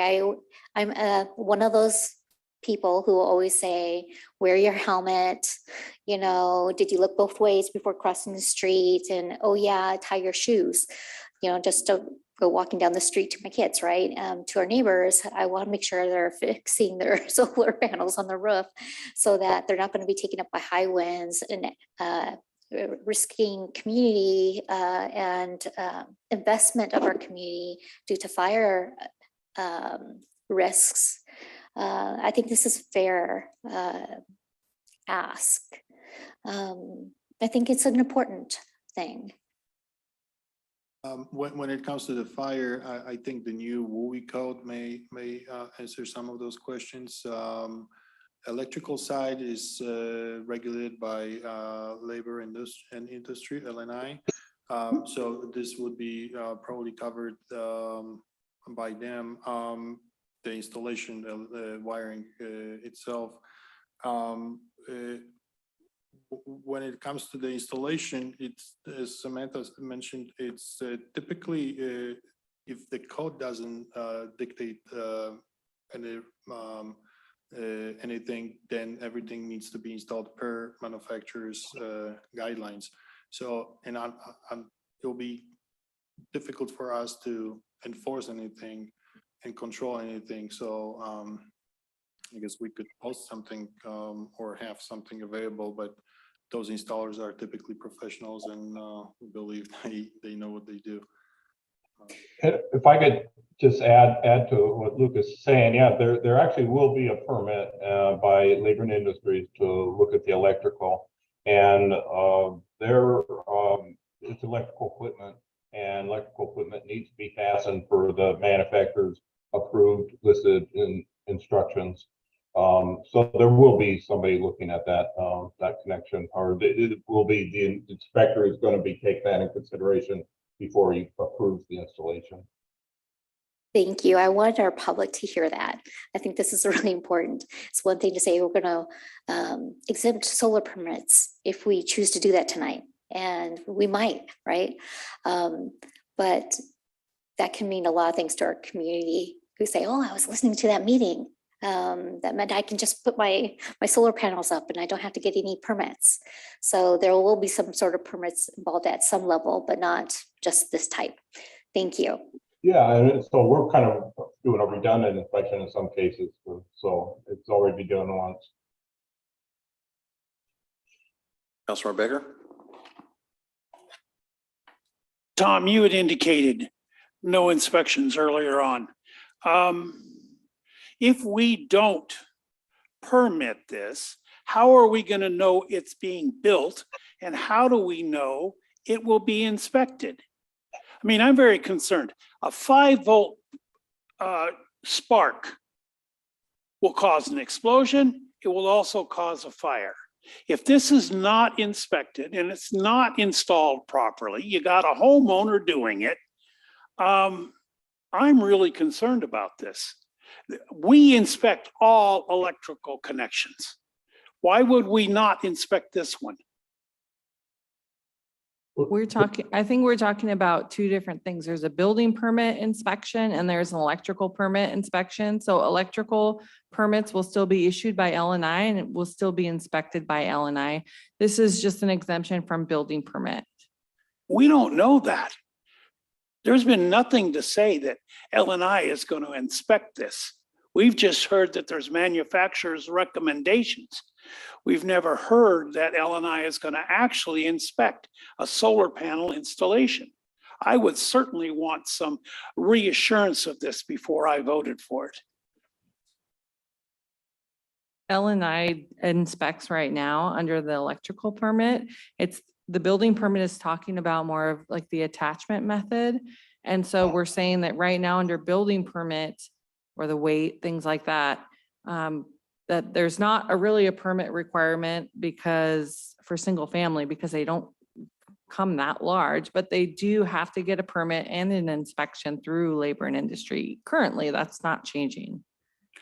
I just don't see that indicated in number 4. Number 4 just says no building permit. From building permit, yeah, so that's specific to building permit, and I apologize for that. It doesn't change anything with electrical permits. If I put electrical in my house, the building permit is going to indicate that. It will probably say verify electrical, and then L&I issues an inspection permit. It's in there. No, until I know it for sure, I can't support this, sorry. Any other questions? Councilor File? I really appreciate my fellow colleague's question. I think what he's trying to get at is the side-by-side example, when you put it in that power panel in your switch panel in your home, you have an electrical inspector. When you put in your solar panels, and they can be put in, self, whatever. If you're having electrical done, you probably have an electrician coming to take care of that. They're going to be licensed and bonded. Let's knock on wood and hope so. And they probably will go to the city if there's some sort of permit for electrical that they have to do. Is there an electrical permit that's going to be required for electricians, for solar panels? And again, for me, it's coming down to fire safety and security. I know FEMA recommends ensuring that micro converters are part of that fixation to help reduce fire risk. And of course the connection. So I'm just saying again, and I really appreciate my colleague, Councilmember Baker's ask, because we're getting to the point of how our community thinks, and we need to bring our community along with us as we grow. And we also need to think about how our community thinks. So to answer your question, yes, an electrical permit will be required, and it is currently. Thank you.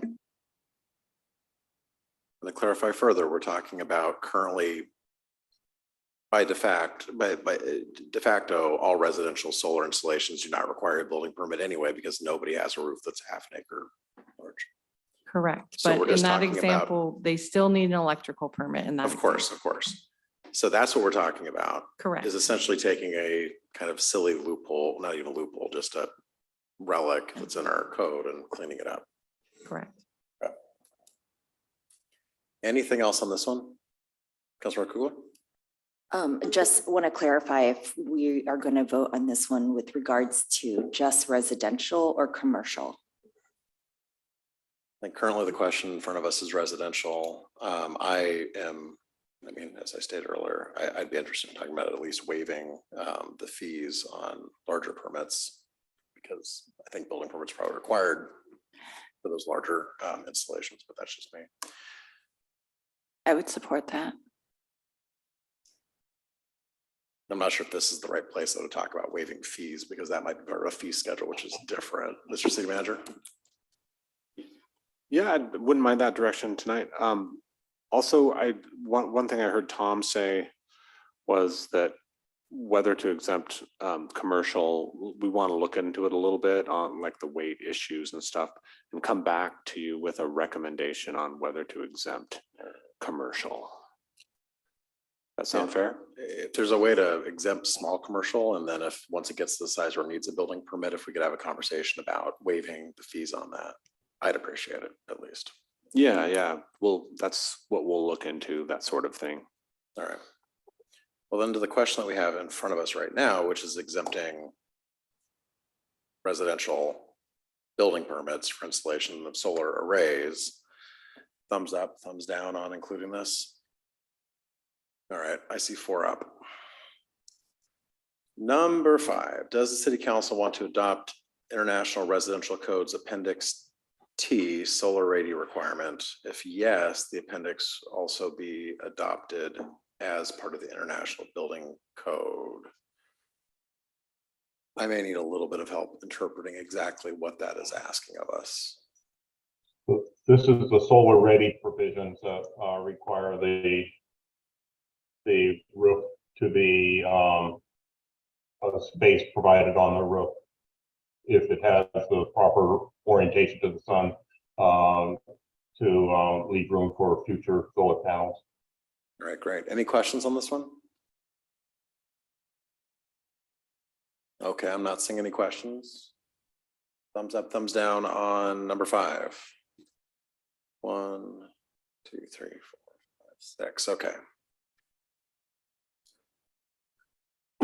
Question number 6, does the city council want to adopt IRC Appendix Y, construction waste diversion? If yes, should the appendix also be adopted as part of the IBC?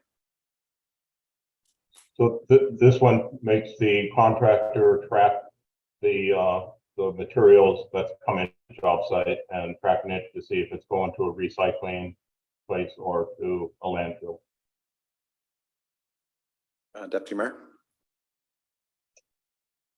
So I noticed it says it was likely an oversight that it hasn't already been approved. And so my question would be, once it's approved, it's by default something that we would have to follow anyway. Is that correct? Did I understand that correctly? It was approved by the state for cities and counties to adopt an appendix. And this is the first year that we've had this opportunity. The cities and counties can adopt that. So it's approved by the state to adopt, but it's not mandatory. So it's up to each jurisdiction to decide if you want to have this requirement. Okay, thank you. Councilor Shrubnik? Yeah, like we've asked for other things. Do we have a sense of the cost to, I mean, this is, I guess, cost to a developer in this case, right? Yes. And to the city staff for extra time for tracking this documents on site, and maybe an extra inspection. They're required to have the recycle bin and non-recycle bins, and some of the contractors say that some of these sites are even too small to get these bins on site on a construction project. So there are going to be some challenges with this, and it's perhaps that we can work with those special sites that are having problems to find workarounds for them. I thought this was construction and demolition material. I'm even more confused. Yeah. Uh, Which one are we on? I'm sorry. oh, we're on Y. Yeah, number Number 6, six. construction waste diversion. Yeah. So that's for recycle. During demolition and construction. So recycling materials during demolition and construction. And do we have do we have a sense of the burden on the developer, how much that's going to be passed on to whomever, what's the cost? Yeah. I don't believe we have that cost. I think it was mentioned in the letter from the master builders. I don't think they put a value on it either, but it's an issue for them. Councilor File? Thank you. I understand most builders already keep a good track of how they are disposing of their waste, especially in demolition and building. But one of the things I like about this is the ability to attach another amendment which would help support the purposes of training for fire departments. And we kind of saw an example of that happening within our own community when a former Mia Roma place had been used for training purposes before demolition. So I like to look at the multiple ways we can work with multiple agencies, be good partners and stakeholders. And I guess for that reason, I would support this. Councilmember Kugler? In the memo, I noticed there is a bullet point that says that the State Building Code Council approval is required for the adoption of this appendix as well as the next one, Appendix C. So are we able to adopt this even if they don't approve it, or is this just in the event that they do approve it? I'm a little bit confused about our scope here. And I may have misled you. Now that I think about it, the State Building Code Council, I think, forgot to include these appendices as pre-approved by the state. So I did ask them that question, and they said that they would like to see the ordinance, and then they would review it and approve or deny it. But I'm 99.9% sure they're gonna just rubber approve it. I'm sorry, I couldn't hear the last bit of what you said. That I'm confident that the State Building Code Council will approve this for the city. If the city were to adopt this appendix, that it would have to get State Building Code Council approval, and I'm confident that they would approve it. Okay, thank you. Deputy Mayor? I feel like I, in principle, support this, and it makes sense to me that businesses, just by sheer cost and expense, have this information. I don't think that part is too cumbersome at a certain level, but my lack of clarity right here on whether it's approved, what it means if we approve it, I would like to ask that these be brought back next time we talk about this, if that would be okay, just so we can make a more clear decision about it, because I need a little more definition around this one and likely the next one, because they both have the same language.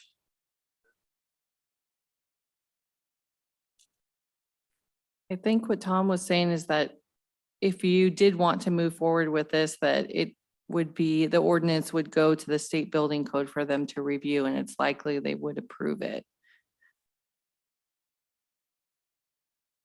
Councilor So, and I should have read that more carefully, but it's a two-part question, not item 6. And should we do it for the IRC structures, which are the single family and duplexes, townhouses?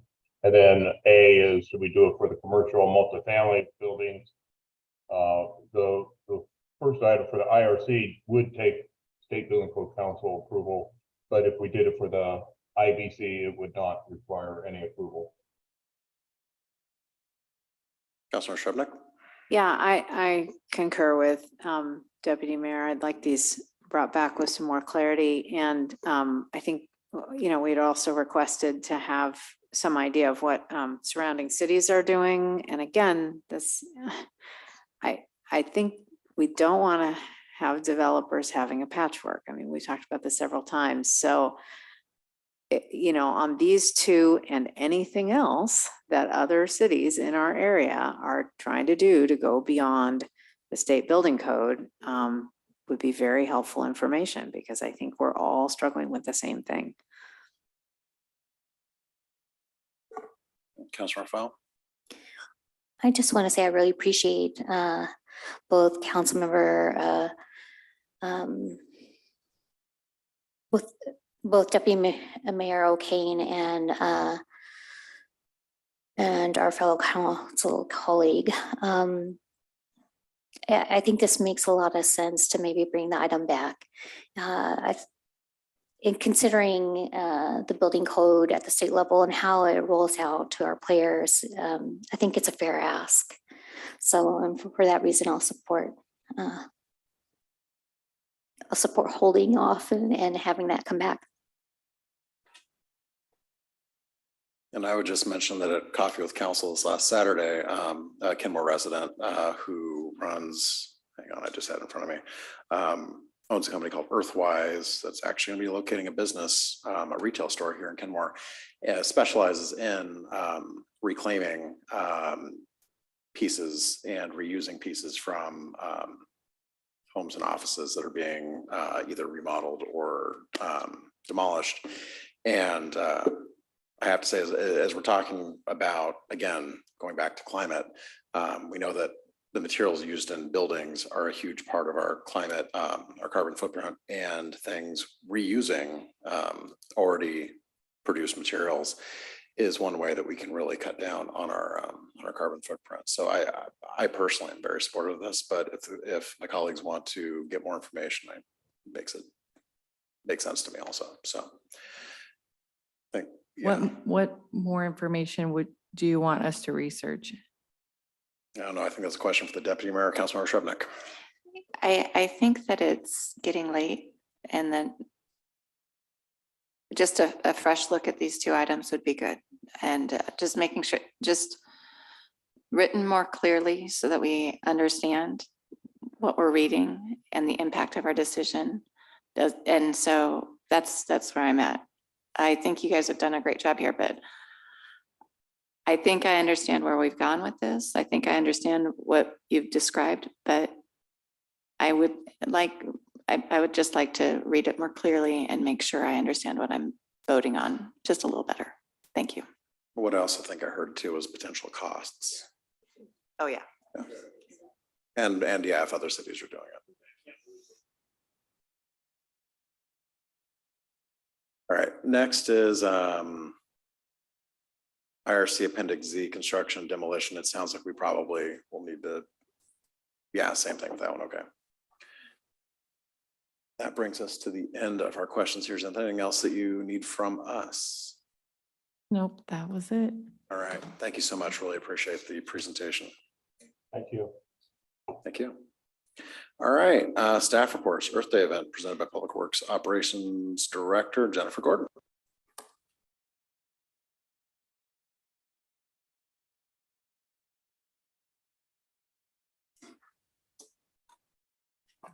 Good evening. I'm going to make this really pretty quick. Rob can add if I'm missing anything. So hopefully you all saw the update in the weekly this last week about the few activities that we're going to have at the Earth Day celebration volunteer event on April 22nd. What I was just going to follow up with is some of the more details of the event will include the Snow King watershed. Council will be doing a water and soil testing activity. Kenmore Heritage Society will be doing an all around the park scavenger hunt. There'll be guided nature walks from 11:30 or at 11:30 and 12:30. Arts of Kenmore is going to be doing bird's nest painting activity. The Northshore Senior Center is going to supply free popcorn. We're going to be holding a work party, so a beautify the park work party, and we'll supply free water and fruit. The city surface water folks will be also doing activity TBD, and we'll be offering some free bee pollinator wildflower seed mix packets. Did you have anything else? Well, and we're also inviting other entities like Cedar Grove and Public Services and King County Solid Waste. And so still kind of waiting to hear back from some of those folks, but I guess if we don't get them to attend this year, next year with Stephanie back from her maternity leave and getting back to kind of a normal schedule, we'll be able to have a even bigger event next year. Well, fantastic. All right, council member reports and comments. Yes, sorry. We got some encouraging news from the Senate today. Stealing what I was going to say during council comments. Well, go on. We could just wait. No. You have the floor. You were going to go last, and so I thought we could. Anyway, go ahead, Stephanie. I don't want to steal your thunder, Mayor, but go for it. Just wanted to share for the public and councils. benefit that, as you know, we're partnering with Plymouth Housing and Arch and Bastyr University on a $44.5 million project, and we're 5 million short. I want to thank Mayor Herbig and Councilmember Baker, Karen Peterson from Plymouth. We went down to Olympia several weeks ago now, and we got the great news today that the $5.1 million ask is in the Senate budget. So that's thank you to you for your work and for everyone who's advocated for this project and for the whole council for putting this project so high in your priorities. And we're fingers crossed that it remains in the House, but that it shows up in the House budget when that's released, and that it remains in the budget through to the final. So thank you. Yay.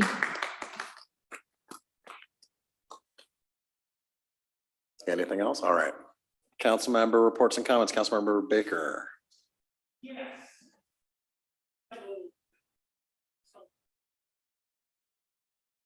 Councilmember Baker, your microphone. Kenmore has made an appearance in Panama. So senior B, that's 50 and older, placed fourth, even with a challenging start. And the majority of the team members qualify for senior C, which is 60 and over. So yay for us old people. Now, the bad news. On Thursday, a man, not one of our team, but a man collapsed with a heat stroke and hit his head, and they were never able to revive him. So our thoughts do go out to his family. And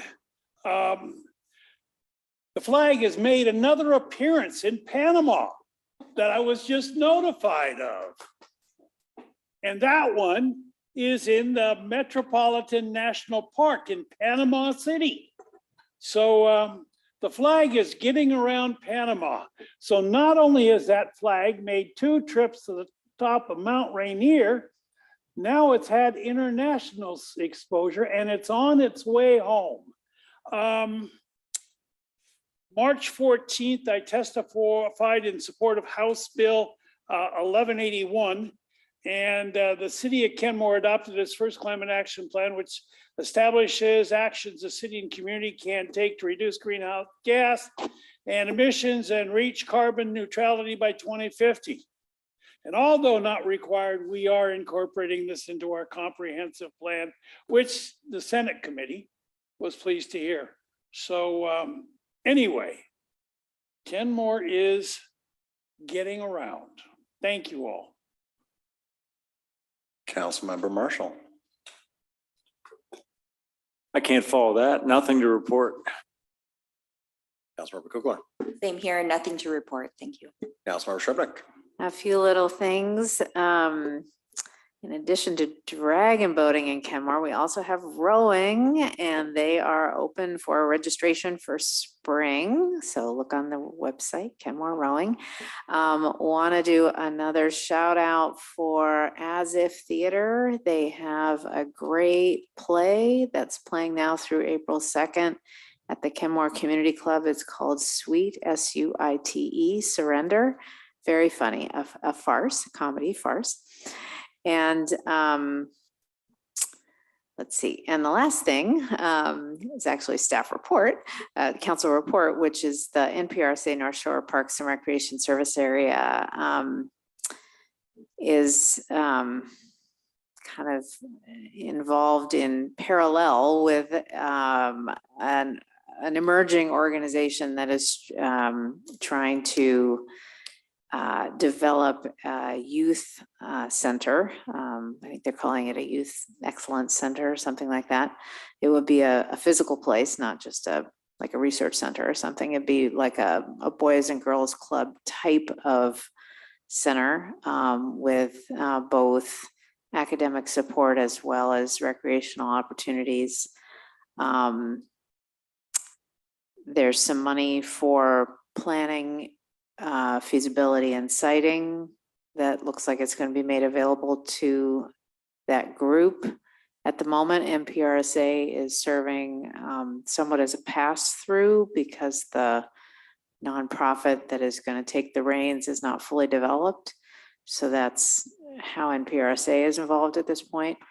And the group that is working on this, there's a steering committee, and they are planning to come to the councils, city councils in the region to present about it. So I just wanted to flag that as that's probably going to come to us in the coming weeks and months. Councilmember File. You know, I'm just going to say a great meeting. Really appreciate my fellow colleagues and our staff who stuck with us throughout this evening to present all the materials and help us come to the decisions we made today. And I wish you all a great rest of your week. Deputy Mayor. Nothing to report. Thank you. And our city manager and deputy city manager have already stolen all my phone thunder. So with nothing more to come before us, we stand adjourned.